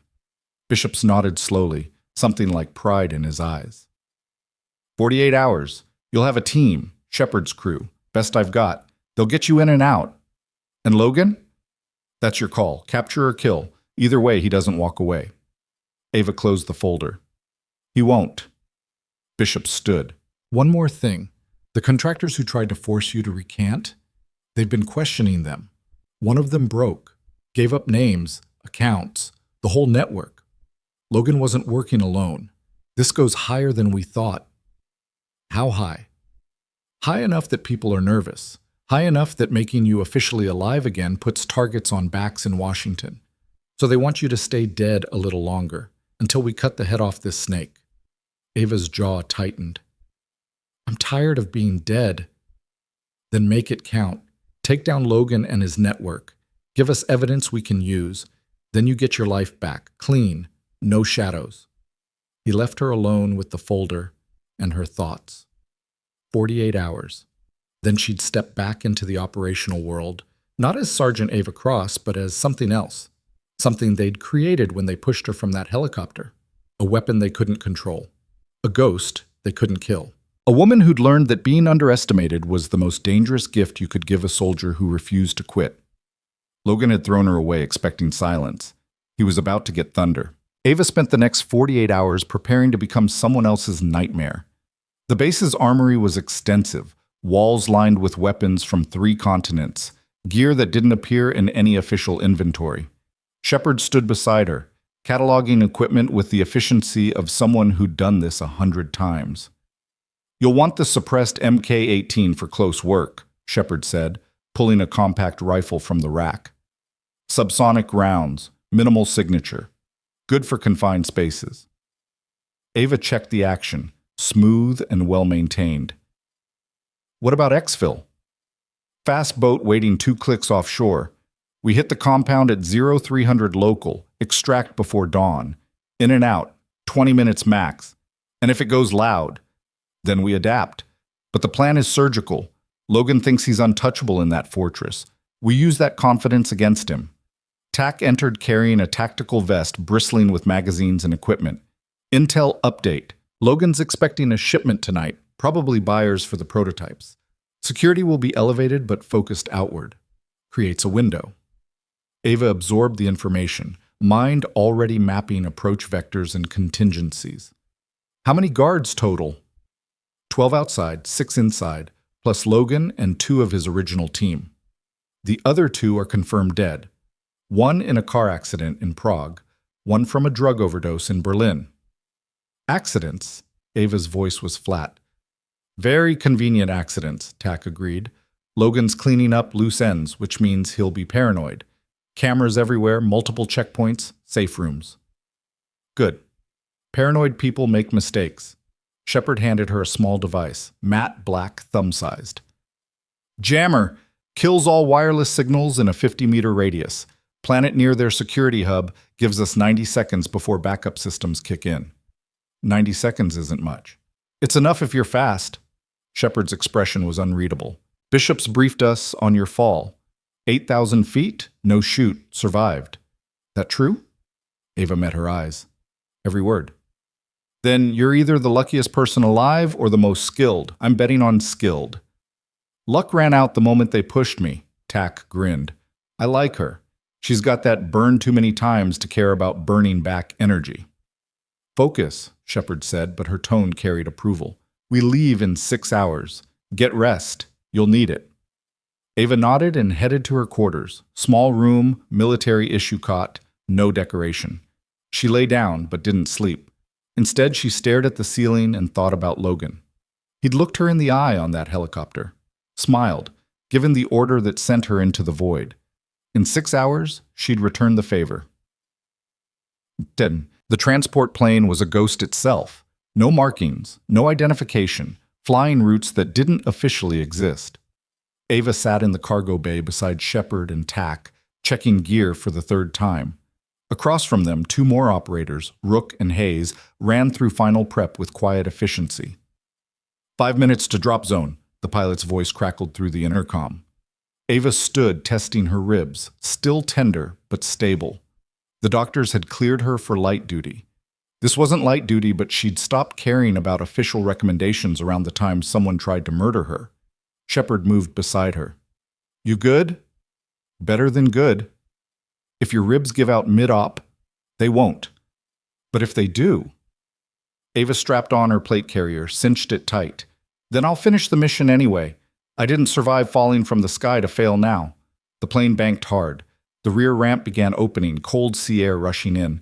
Below, dark water stretched to a darker shoreline. No lights, no civilization, just rocks and cliffs and a fortress that thought it was safe. 2 minutes! The team moved to the ramp's edge, synchronized and silent. Ava checked her rifle one last time, chamber loaded, safety on, ready. 1 minute! The ocean was invisible in the darkness, a void waiting to swallow them. But Ava had already been swallowed by voids. She'd learned they weren't permanent. Go! They jumped in sequence, 5 bodies disappearing into night, parachutes deploying, guiding them toward the water. Ava's landing was controlled, professional, ribs protesting but holding. She hit the release, shrugged off the chute, and swam toward the rendezvous point. The fast boat materialized from the darkness, engine barely above idle. Hands grabbed her, hauled her aboard. Shepard was already there, water streaming off her gear. Everyone accounted for? 5 up, Tack confirmed. The boat accelerated, racing toward the shoreline. The compound appeared as they approached, perched on cliffs like a predator watching the sea, lights dim but present, security systems humming with electronic vigilance. They beached the boat in a rocky cove, covered it with camouflage netting, and began the climb. The cliffs were steep, sharp, designed by nature to repel invaders. Ava climbed with her good arm, finding handholds in darkness, trusting muscle memory and training. At the top, they regrouped. The compound's outer wall was 50 meters ahead, concrete and steel, cameras sweeping in programmed patterns. Shepard keyed her radio, voice barely a whisper. "Rook, you're up." Rook moved forward with a small drone, launched it silently. On his tablet, the compound's layout appeared. Thermal signatures, patrol routes, guard positions. 12 outside, just as Intel predicted. 6 inside. And in the central building, 3 signatures together. Logan's meeting. Jammer in position in 3, 2, 1, mark. Tack sprinted forward, planted the device against the wall near a junction box. Electromagnetic pulse rippled outward, invisible but devastating to wireless systems. Cameras died. Radios went silent. Motion sensors froze. 90 seconds. The team moved like flowing water, over the wall, across the courtyard, into shadows that swallowed them whole. 2 guards stood at the main entrance, confused, checking their dead radios. Shepard and Tack took them quietly, suppressed weapons coughing twice. The guards dropped without sound. 60 seconds. They breached the main building, door unlocked, security trusting their electronics. Inside, hallways stretched in 3 directions. Hayes and Rook peeled off to secure the perimeter. Shepard, Tack, and Ava moved toward the central room where Thermal had shown 3 signatures. 30 seconds. They reached the door. Voices filtered through, Logan's voice, unmistakable, discussing specifications and prices. Ava's finger moved to her trigger. "On my mark," Shepard whispered. 15 seconds. The jammer died. Somewhere, alarms started screaming. The compound woke like an angry beast. "Now!" Shepard kicked the door. It exploded inward. Logan spun, hand moving toward a weapon. Too slow. Ava was already inside, rifle up, muzzle tracking his center mass. "Don't!" He froze. The 2 men with him, buyers probably, raised their hands, eyes wide. "Cross?" Logan's face cycled through emotions, shock, confusion, anger, calculation. "You're dead." Reports of my death were greatly exaggerated. "How?" "Physics, training, and the fact that you underestimated me." She moved closer, weapon steady. "On your knees, all of you." Logan didn't move. "You can't touch me. I have diplomatic immunity, lawyers, connections." "You have a choice," Ava interrupted. "Knees now, or I put you on them permanently." Something in her voice, cold, final, absolutely certain, made him comply. The buyers followed, hands still raised. Tack secured them with zip ties while Shepard covered the door. Outside, gunfire erupted. Hayes' voice crackled through the radio. "Contact front gate. Multiple hostiles responding." "How many?" Shepard demanded. "Too many. They had backup we didn't see." Ava kept her weapon on Logan. "Where are the prototypes?" He smiled, teeth and malice. "You think I keep them here? They're already sold, already shipped. You're too late." "Bullshit. Intel says the buyers are here tonight. That means the merchandise is too." His smile faltered. "Where?" Ava stepped closer, muzzle inches from his forehead. "Last chance. You won't shoot me. You're a soldier. You follow rules." "I'm officially dead. Dead people don't follow rules." Logan's expression shifted, fear creeping in around the edges of his confidence. "Sub-basement. Vault. Code is 74921. Shepard was already moving, heading for the stairs. More gunfire erupted outside, closer now. The backup team was pushing hard. "Tack, take the buyers. I've got Logan." Ava grabbed him by the zip ties, hauled him to his feet. "Move!" They descended into the compound's lower levels, concrete tunnels lit by emergency lights, air thick with the smell of ocean and oil. The vault door was military grade, electronic lock glowing red. Logan provided the code. The door unsealed with a hiss. Inside, 3 cases sat on a table. The same cases Ava had filmed being loaded into the truck. Shepard opened one, pulled out a device that looked like advanced optics married to AI processing. "This is it. Next-gen targeting. Bishops will want these secured." "Copy. Exfil plan?" "Compromised. We need to—" Explosion. The building shook, dust raining from ceiling. Hayes' voice screamed through the radio. "They've got RPGs! Compound is compromised! Abort! Abort!" Shepard grabbed the cases. "Alternate exfil. There's a service tunnel that leads to the cliffs. We rappel down. Boat picks us up." "Logan comes with us," Ava said. "He'll slow us down. He's the prize. Without him, his network survives. We take him." Shepard nodded. "Your call, but if he becomes a liability, I'll handle it." They moved through the tunnels, Logan stumbling between them, Ava's rifle pressed against his spine. Behind them, the compound was chaos, gunfire, explosions, shouts in 3 languages. The service tunnel opened onto the cliff face, sheer drop to rocks and water below. Rook was already there, setting up rappel lines. 2 lines, 60 meters, go fast. Tack went first, cases strapped to his back. Hayes followed, then Shepard. Ava clipped Logan to a line. "You know how to rappel?" "I'm not jumping off a cliff." "You jumped me off a helicopter. Call it karma." She pushed him over the edge. He screamed all the way down. Ava followed, controlled descent, ribs screaming but holding. Halfway down, gunfire erupted from above, guards on the cliff edge, shooting blind into darkness. Rounds sparked off rock, too close. She reached the bottom, unclipped, grabbed Logan. The boat was waiting, engines roaring.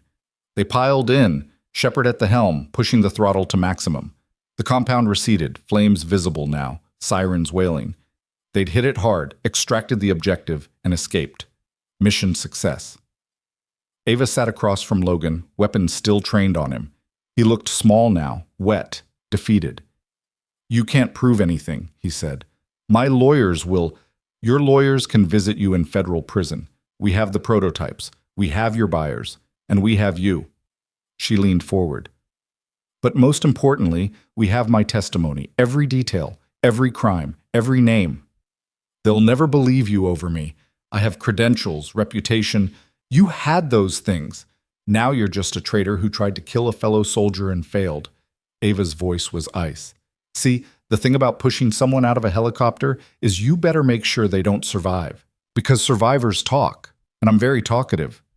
Logan's face drained of color.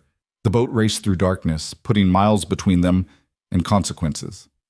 Shepard keyed the radio. "Eagle, this is Shepard. Package secured, prototypes recovered, exfil successful." Bishop's voice came back, steady and satisfied. "Copy, Shepard. Well done. Bring them home. Chet." The debrief took 16 hours. Not because there was confusion, but because the implications were staggering. Logan's network spanned 3 continents, involved 4 defense contractors, and implicated 2 elected officials. The prototypes alone were evidence of systematic theft. Logan's confession, coerced under interrogation by people Ava never saw, filled in the rest. She sat in a conference room with bishops and 3 people whose names she wasn't cleared to know. They asked questions. She answered with clinical precision. "When did you first suspect the operation was compromised?" In the briefing room, body language, operational tempo, Logan's credentials appearing above normal clearance levels. "Why didn't you report it?" "I did. To Captain Reeves. He told me to trust my instincts during the operation." "And when they pushed you from the helicopter?" Ava's jaw tightened. "I stopped trusting anyone." One of the anonymous officials leaned forward.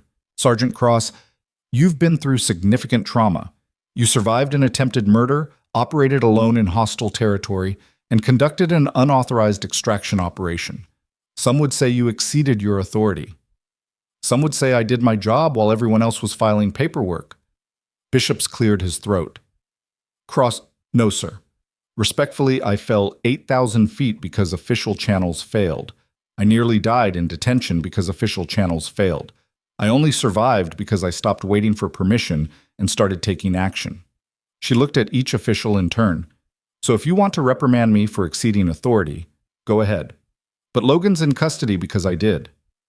Those prototypes are recovered because I did. His network is exposed because I refused to stay dead like I was supposed to." Silence filled the room. Finally, one official spoke. "You're right. And you're officially reinstated with full honors. Your death report is expunged. Your family will be notified immediately." Relief crashed through her. physical and overwhelming.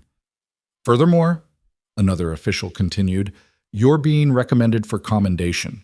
Details will remain classified, but your actions prevented a significant national security breach. Bishop stood. Dismissed, Sergeant. Get some rest. Actual rest this time. Ava rose, saluted, and left the room. In the hallway, Shepard was waiting. How'd it go? I'm alive again. Good. Means I can buy you a drink without it being weird. Ava almost smiled. Rain check. I need to call my family first. Shepard nodded. Take your time. And Cross, for what it's worth, I've worked with a lot of operators. You're the first one who survived falling from the sky and still had the nerve to jump back in. That's impressive, doesn't cover it. I didn't have a choice. Everyone has a choice. You chose to fight. That's what separates survivors from victims. Shepard walked away, leaving Ava alone in the corridor. She found a secure phone in an empty office, dialed her mother's number. 3 rings. Hello? Her mother's voice, older than she remembered, weighted with grief Ava had caused. Mom, it's me. Silence. Then a sound that might have been a sob or a gasp or both. Ava? They said you were… I know. I'm sorry. I couldn't call. It was classified.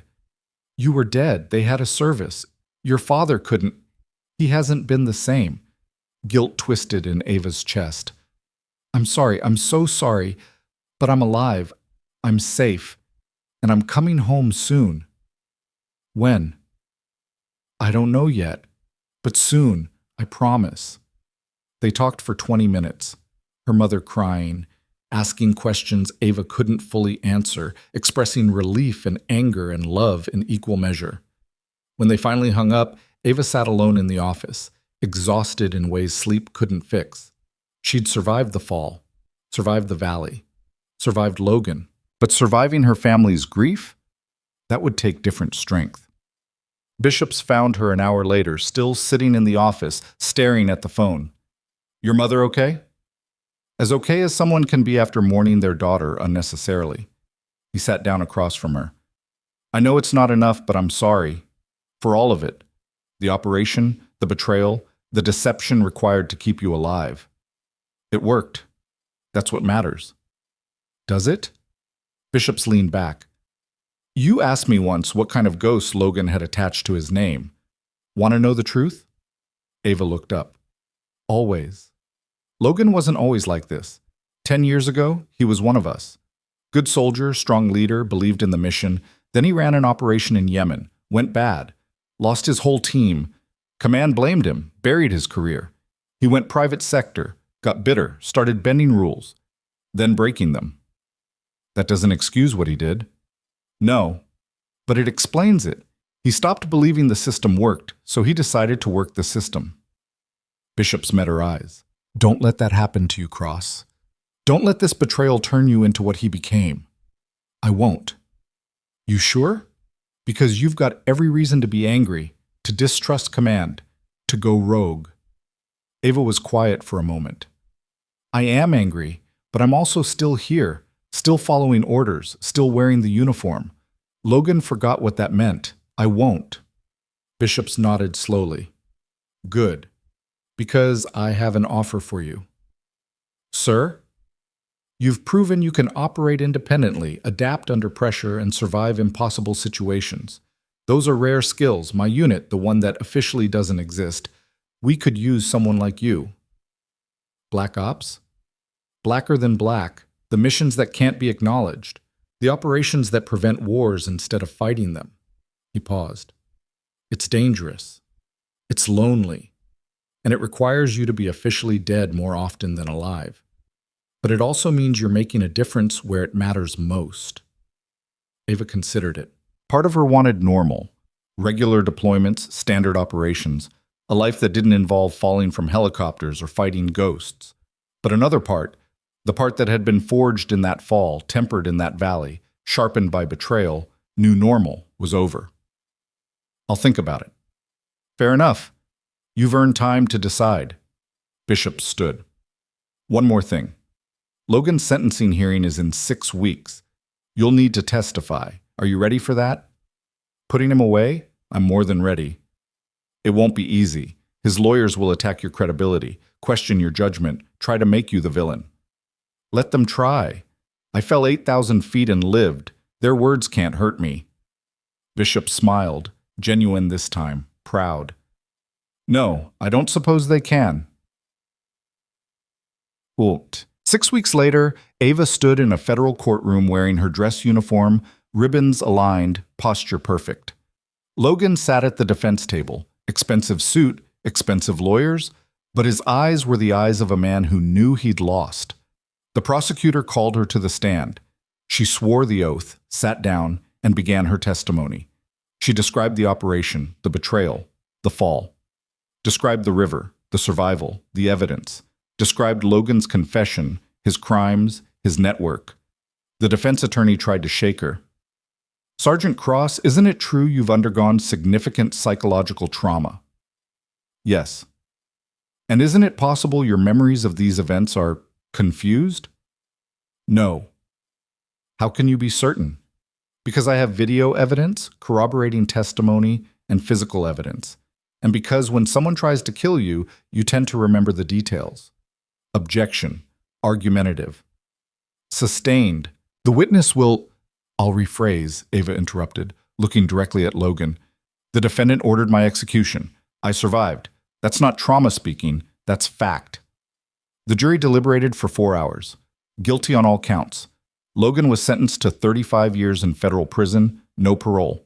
His co-conspirators received similar sentences. The network was dismantled. The prototypes were secured. Justice, for once, worked. Outside the courthouse, bishops waited beside a black SUV. You did good in there. I just told the truth. That's what made it powerful. He handed her an envelope. Your next assignment, if you want it. Ava opened it. Mission brief, classified. Operational timeline starting in 2 weeks. She looked up. What is it? Something that needs someone who won't quit when things get impossible. Someone who's already survived the worst. Someone who understands that being underestimated is an advantage, not a weakness. Ava read the brief again. High risk, high reward. Exactly the kind of mission that would have terrified her 6 months ago. Now it just looked like another day at work. I'm in. You sure? There's no shame in choosing a normal assignment after everything. Normal's overrated and boring. She closed the envelope. Besides, I've learned something falling from that helicopter. What's that? That pressure only breaks you if you let it. Otherwise? She smiled. It makes you sharper. Bishops extended his hand. She shook it. Welcome to the Shadows, Cross. Try not to fall out of any more helicopters. No promises. She climbed into the SUV, ready for whatever came next. Behind her, the courthouse stood as monument to justice served. Ahead of her, the road stretched toward new missions, new challenges, new chances to prove that being thrown away didn't mean being defeated. It just meant you learned to fly on your own terms. And Ava Cross was done asking for permission to soar. The SUV drove through Washington, D.C. at dusk, monuments glowing against a purple sky, the city indifferent to the secrets passing through its streets. Ava sat in the back, envelope on her lap, watching the familiar landmarks slide by. The Capitol, the Pentagon in the distance, places where decisions were made that sent people like her into darkness. Her phone buzzed. Text from her mother. Dinner tomorrow. Your father wants to see you. She typed back, I'll be there. Another buzz. Shepard. Drinks tonight? Team's celebrating your testimony. You're buying. Ava smiled. I survived 8,000 feet. You're buying. The SUV pulled up to a nondescript building in Alexandria. No signs, no identification. Just another office block hiding operational reality. Bishop's headquarters. The place where ghosts were born.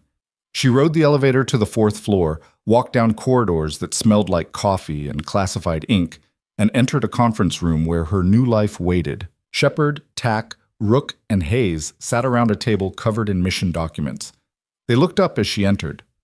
The woman who won't die, Tack said. Welcome to the team. Officially or unofficially? Does it matter anymore? Ava sat down, scanning the documents. target packages from 3 continents, threat assessments, operational timelines, the kind of work that existed in margins and shadows. Bishops entered last, carrying coffee and authority in equal measure. "Glad you could join us, Cross. Let's talk about your first assignment." He pulled up a satellite image, compound in Syria, fortified, hostile. Arms dealer. Selling to extremist groups. We've been tracking him for 6 months, but he's paranoid, well-protected, and politically connected. Traditional approaches failed. "So you need someone unconventional," Ava said. "We need someone who understands how to turn disadvantage into advantage. Someone who's already proven they can survive impossible situations and come out stronger." Bishops looked at her directly. "We need you." Ava studied the compound. High walls, limited access points, defensive positions layered like armor, familiar terrain. "What's the timeline?" 2 weeks to prep, 2 days on ground, 1 shot to get it right. "And if it goes wrong? Then you're officially dead again, and this time it's permanent." The room went quiet. Shepard shifted in her seat. Tack stopped smiling. Ava leaned back, considering. 6 months ago, this mission would have terrified her. 6 months ago, she would have questioned every decision, second-guessed every risk. But 6 months ago, she hadn't fallen from a helicopter and learned to fly. "I'm in, but I have conditions." Bishops raised an eyebrow. "Such as?" "Full operational authority. I plan it, I run it, I call the shots. You provide support, but you don't second-guess me in the field. That's asking for a lot of trust. You asked me to join a unit that operates outside official channels, taking missions that can't be acknowledged. Trust is the only currency that matters here." She met his eyes. "So either you trust me completely, or you find someone else." Bishops was quiet for a long moment. Then he nodded. "Done. It's your operation." Shepard grinned. "I like this version of you. More bite." "I got tired of being careful." "About time." They spent the next 3 hours planning, approach vectors, intelligence gaps, contingency protocols. Ava led the discussion, her voice steady, her decisions sharp. The team followed without hesitation. This was what command felt like. Not the rank-and-file authority she'd had before, but earned respect, the kind built on survival and competence. The meeting ended near midnight.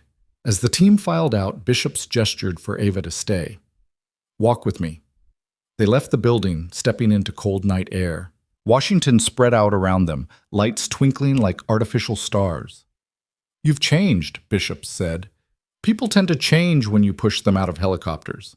"That's not what I mean. You're sharper, harder, more willing to take risks." "Is that a problem?" "No, but it's something to be aware of. This work, what we do, it has a cost. Not just physical, but psychological. You start operating in shadows long enough, it's hard to remember what sunlight feels like." Ava was quiet, watching her breath fog in the cold. "Logan said something similar, that the system broke him, so he broke the system back." "And you think that could happen to you?" "I think I'm aware enough to recognize the warning signs." Logan wasn't. He convinced himself he was justified, that his betrayal was somehow noble. She looked at Bishops. "I won't make that mistake. I know the difference between adapting and becoming what I'm fighting against." Bishops nodded slowly. "Good. Because the moment you lose that distinction, I'll pull you out myself. No exceptions." "Fair." They walked in silence for a block. Then Bishop spoke again, voice softer. "Your family. How are they handling your resurrection?" "My mother cried for an hour. My father hasn't said much, but he keeps looking at me like I might disappear again." Ava's throat tightened. "I put them through hell. They buried me, mourned me, and now I'm back, but I can't tell them why I was gone or where I'm going next." "That's the cost I mentioned. This work requires sacrifice, not just from you, but from the people who love you. Is it worth it?" Bishop stopped walking, turned to face her. "That's a question only you can answer. I can tell you the missions matter, that we prevent catastrophes most people never know existed. But whether that's worth losing pieces of yourself, that's personal." Ava thought about the fall, the river, the valley, Logan's trial, every moment since they'd pushed her into the void. "I'm not losing pieces of myself. I'm finding new ones I didn't know existed. Then welcome to the life, Cross. It doesn't get easier, but it does get clearer. Dinner with her family the next night was simultaneously the best and worst thing she'd experienced in months. Her parents' house in Arlington looked exactly as she remembered. Small yard, flagpole out front, her father's truck in the driveway. She stood on the porch for a moment before knocking, gathering courage she'd used against armed enemies, but somehow felt insufficient here. Her mother opened the door. For a second, neither moved. Then her mother pulled her into a hug that threatened to crack Ava's still healing ribs. "You're real. You're actually real." "I'm real, Mom." Her father appeared behind her mother, older than Ava remembered, more gray in his beard, but his eyes were the same. Former Marine, 20 years retired, but some things never left. He didn't hug her, just looked at her for a long moment, then nodded. "Come inside. Food's getting cold." Dinner was pot roast, mashed potatoes, green beans, comfort food that tasted like childhood and regret. They ate mostly in silence, her parents stealing glances like she might vanish between bites. Finally, her father spoke. "They told us it was a training accident, helicopter malfunction. Said you died on impact." "I know." "They lied." "They had to." "Why?" Her mother's voice cracked. "Why did we have to bury an empty coffin? Why did you let us grieve when you were alive?" Ava set down her fork, choosing words carefully. "Because people tried to kill me. And if they knew I survived, they'd try again. Keeping you in the dark kept you safe." "Safe from what?" her father demanded. "What kind of operation requires faking a soldier's death?" "The classified kind. I can't tell you more than that." Her father's jaw tightened. "I spent 20 years in the Corps. I understand classified. What I don't understand is why my daughter was thrown into a situation so dangerous that the only solution was to erase her. Because someone made a choice to betray their oath, and I was in the way." "Who?" "He's in prison now, 35 years, no parole." Her parents exchanged a look, the kind of wordless communication that came from decades of marriage. Her mother spoke first. "Are you safe now?" Ava thought about the mission brief, the compound in Syria, the endless cycle of operations that defined her new life. "I'm as safe as anyone in my profession can be." "That's not an answer." "It's the only one I can give you." Her father stood abruptly, walked to the window, stared out at the darkening street. "When you were 8, you fell out of a tree in the backyard, broke your arm in 2 places. You didn't cry. Just looked at me and said, 'I need to go to the hospital.' Calm as anything. Your mother panicked, but you were steady." He turned to face her. "That's when I knew you'd be a soldier. Not because you were fearless, but because you were practical. You assessed the situation, accepted the reality, and dealt with it. Dad, let me finish. When they told us you were dead, I didn't believe it at first. Kept thinking you were too damn practical to die in a helicopter crash. But then the coffin came, and the service happened, and I had to accept it." His voice roughened. "Hardest thing I ever did. Harder than combat. Harder than anything." Tears burned behind Ava's eyes. "I'm sorry. Don't apologize for surviving, but don't expect us to pretend this didn't break something." He crossed the room, put his hand on her shoulder. "You're my daughter. I love you, but I need you to promise me something." "What?" "Whatever comes next, whatever classified mission or dangerous operation, you fight like hell to come home. Not as a ghost, not as a memory, but as yourself. Deal?" Ava stood, faced her father. "Deal." He pulled her into a hug, brief, fierce, everything he couldn't say compressed into that moment. Her mother joined them, and for a few seconds, they were just a family. Not soldiers and civilians, not classified secrets and operational realities. Just 3 people who loved each other trying to rebuild what betrayal and duty had fractured. When they finally separated, her mother wiped her eyes. "Apple pie for dessert. Your favorite." "You didn't have to. I've been making you a pie every Sunday since they said you died. Freezer's full of them." Her mother's smile was sad but genuine. "Guess I was hoping you'd come back and eat them." Ava's throat closed up. "Then I better start eating." They moved to the living room, pie and coffee, conversation slowly normalizing. Her parents asked about her recovery, her plans. She gave them what she could, Generalities, reassurances, nothing that would endanger them or compromise operations. At the door, saying goodbye, her mother held her extra long. "I know you can't tell us everything, but can you tell us if you're happy?" Ava considered the question. Happy seemed like the wrong word for what she felt. Purposeful, maybe. Necessary. Alive in ways she hadn't been before the fall. "I'm where I need to be, doing what I was meant to do." "That's not the same as happy." "No, but it's enough." Her mother kissed her forehead. "Then I guess that's all we can ask for." The 2 weeks before the Syria operation passed in controlled chaos, Ava trained with Shepard's team, close quarters combat, infiltration techniques, language immersion. Her body, still healing, protested daily. She ignored it. Pain was temporary. Failure was permanent. On the 8th day, Bishops called her to his office. "We have a problem." Ava sat down. "What kind of problem?" "The kind where politicians get nervous. Logan's sentencing created waves. People are asking questions about the operation, about how a lone ranger survived against impossible odds." He pulled up a news article on his screen. Some journalist got hold of a partial story. Not enough to compromise operations, but enough to make bureaucrats twitchy. Meaning? Meaning there's pressure to shut down unconventional programs. Make everything more official, more accountable, more... He struggled for the word. "Useless," Ava finished. "I was going to say restrained, but yes. The Syria operation might be the last one we run for a while. After that, it's reviews, audits, oversight committees." Ava felt something cold settle in her chest. "They're shutting you down." "Not shutting down, neutering. Same result, different terminology." "So what do we do?" Bishops leaned back. "We make this operation count. Show them what we're capable of when we're allowed to operate without bureaucratic handcuffs. Prove that sometimes the best solution is the unconventional one.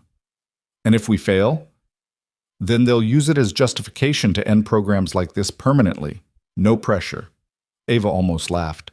"Pressure seems to follow me around." "You handle it better than most." The Syria operation launched on schedule. Ava and her team infiltrated through a border crossing, posing as aid workers. The cover was thin but effective. In a region flooded with NGOs, 3 more faces didn't raise alarms. The target compound sat on the outskirts of Damascus, concrete walls topped with wire, guards rotating in patterns they'd memorized. Intelligence had mapped every camera, every blind spot, every moment of vulnerability. They had 6 hours to get in, secure the target, and extract before reinforcements arrived. Ava crouched on a rooftop across from the compound, watching through binoculars as the sun set and shadows deepened. "Thermal shows 4 guards outside, 6 inside," Shepard reported. "Target is in the central building, 2nd floor." "Patrol pattern?" "Every 12 minutes, next rotation in 4. Ava calculated. 4 minutes to breach, 8 minutes to extract the target, 0 margin for error. "We move on my mark." She led them across the gap. Rappel lines silent as whispers, boots touching ground without sound. The compound's cameras had been jammed 2 minutes prior, their backup systems disabled by malware Tac had planted weeks earlier. The guards never saw them coming. Inside, they moved through hallways like surgical instruments, precise, efficient, lethal when necessary. 2 guards neutralized, cable ties securing them in locked rooms. A 3rd guard raised his weapon. Ava fired once. He dropped. The target's room was locked, reinforced. Tac set a breaching charge, shaped to blow inward without collateral damage. The explosion was muffled thunder. They poured through, weapons up. The target, a man in his 50s, expensive suit, surprised eyes, raised his hands. "Who are you?" "Your worst investment," Ava said. "On your feet." They extracted him through the same route they'd entered, moving fast now, stealth abandoned for speed. Alarms finally triggered, sirens wailing. At the extraction point, a helicopter descended, unmarked, unaffiliated, operated by pilots who'd never testified to its existence. They loaded the target and themselves, rotors lifting them into Damascus night. Behind them, the compound swarmed with reinforcements arriving too late. Mission successful, Shab.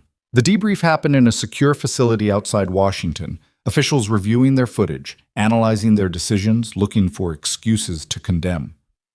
Ava sat at the head of the table, bishops beside her, and explained every choice with clinical precision. When she finished, silence filled the room. Finally, one official spoke. You neutralized a high-value target with 0 civilian casualties, extracted actionable intelligence, and did it without creating an international incident. That's impressive. That's what we're trained to do, sir. Still, there are concerns about oversight, about accountability, about control, Ava interrupted. You're concerned we operate too independently, make decisions without waiting for bureaucratic approval. She leaned forward. That independence is what makes us effective. You put us in committees and review boards, you turn operators into administrators, and administrators don't save lives. Another official bristled. We have protocols for a reason, Sergeant. And I respect those protocols, but when seconds matter, protocols kill people. She glanced at bishops, then back to the panel. 6 months ago, protocols failed me. Official channels failed me. I was thrown from a helicopter by a traitor operating inside the system. I survived because I stopped waiting for the system to save me and saved myself. That's an isolated incident. Is it? How many operations fail because we're too slow, too cautious, too worried about optics? How many threats slip through because we're filling out forms instead of stopping them? Ava's voice hardened. I'm not advocating chaos. I'm advocating for operators who can think, adapt, and act without waiting for permission from people who've never been in the field. The officials murmured among themselves. Bishops remained silent, letting her make the case. Finally, the lead official spoke.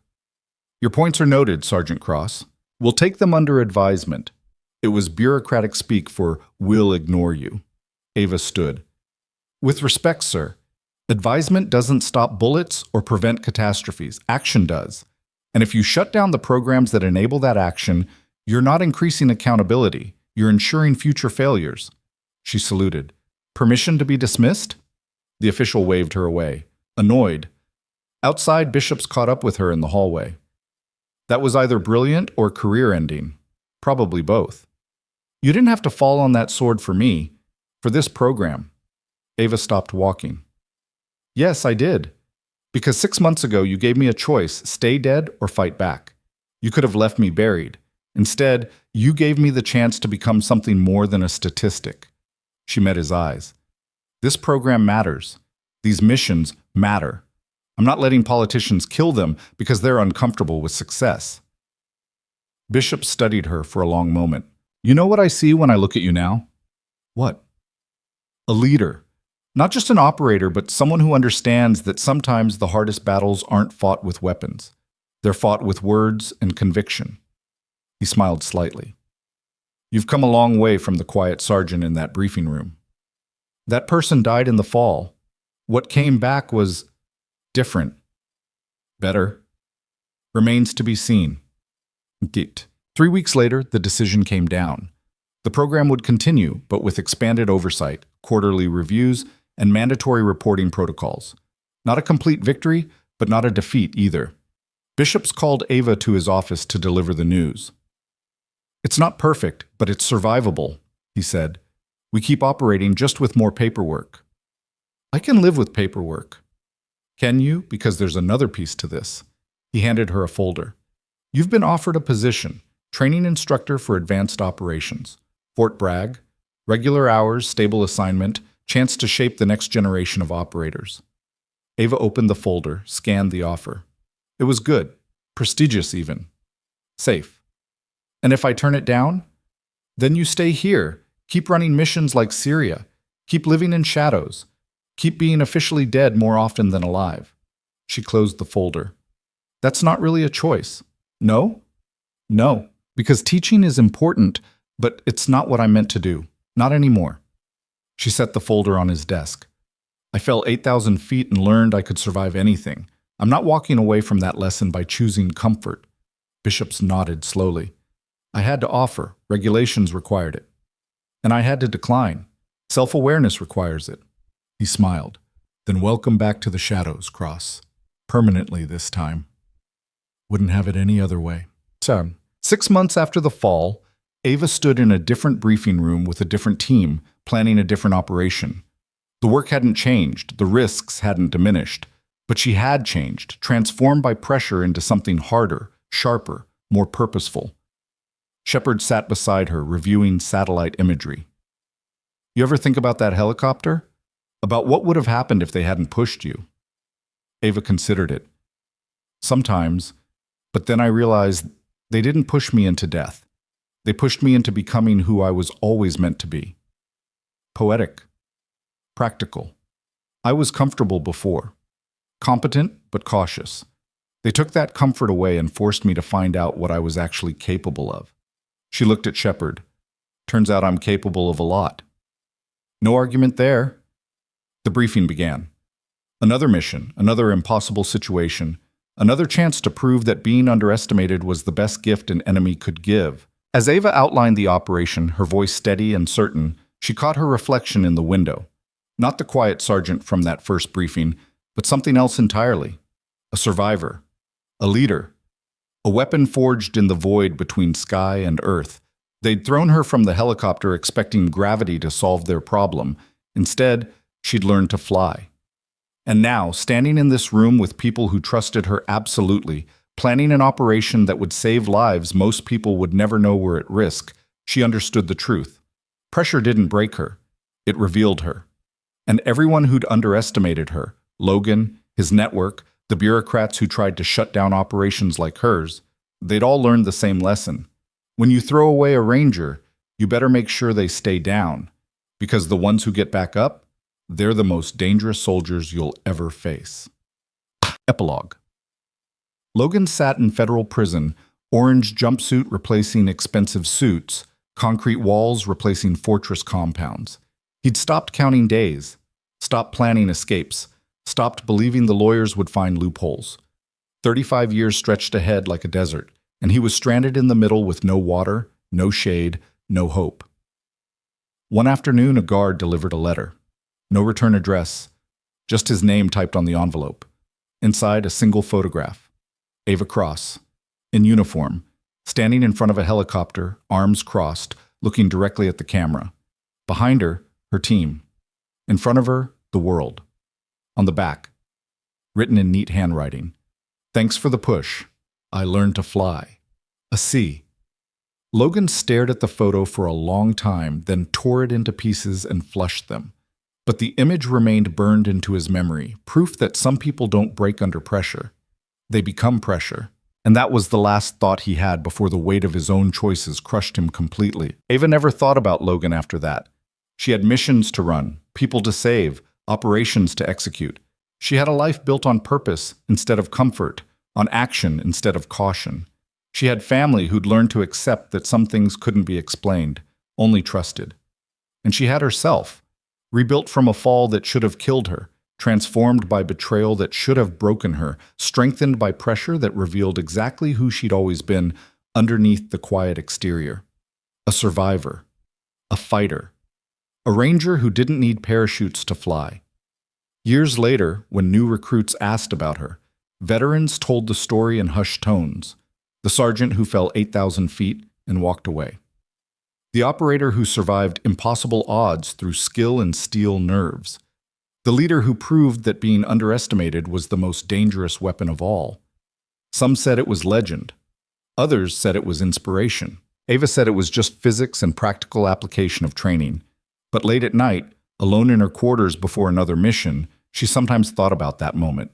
Suspended in darkness, wind screaming, earth rushing up, death certain. And she remembered making a choice, not to survive, but to refuse surrender. That choice defined everything that came after. That choice made her who she was. And when the next impossible mission came, and it always did, she faced it the same way she'd faced that fall, with clear eyes, steady hands, and the absolute certainty that pressure only breaks the things that were fragile to begin with. Everything else? It just gets stronger. Because being underestimated is only pressure until you decide it's leverage, and leverage in the right hands can move the world.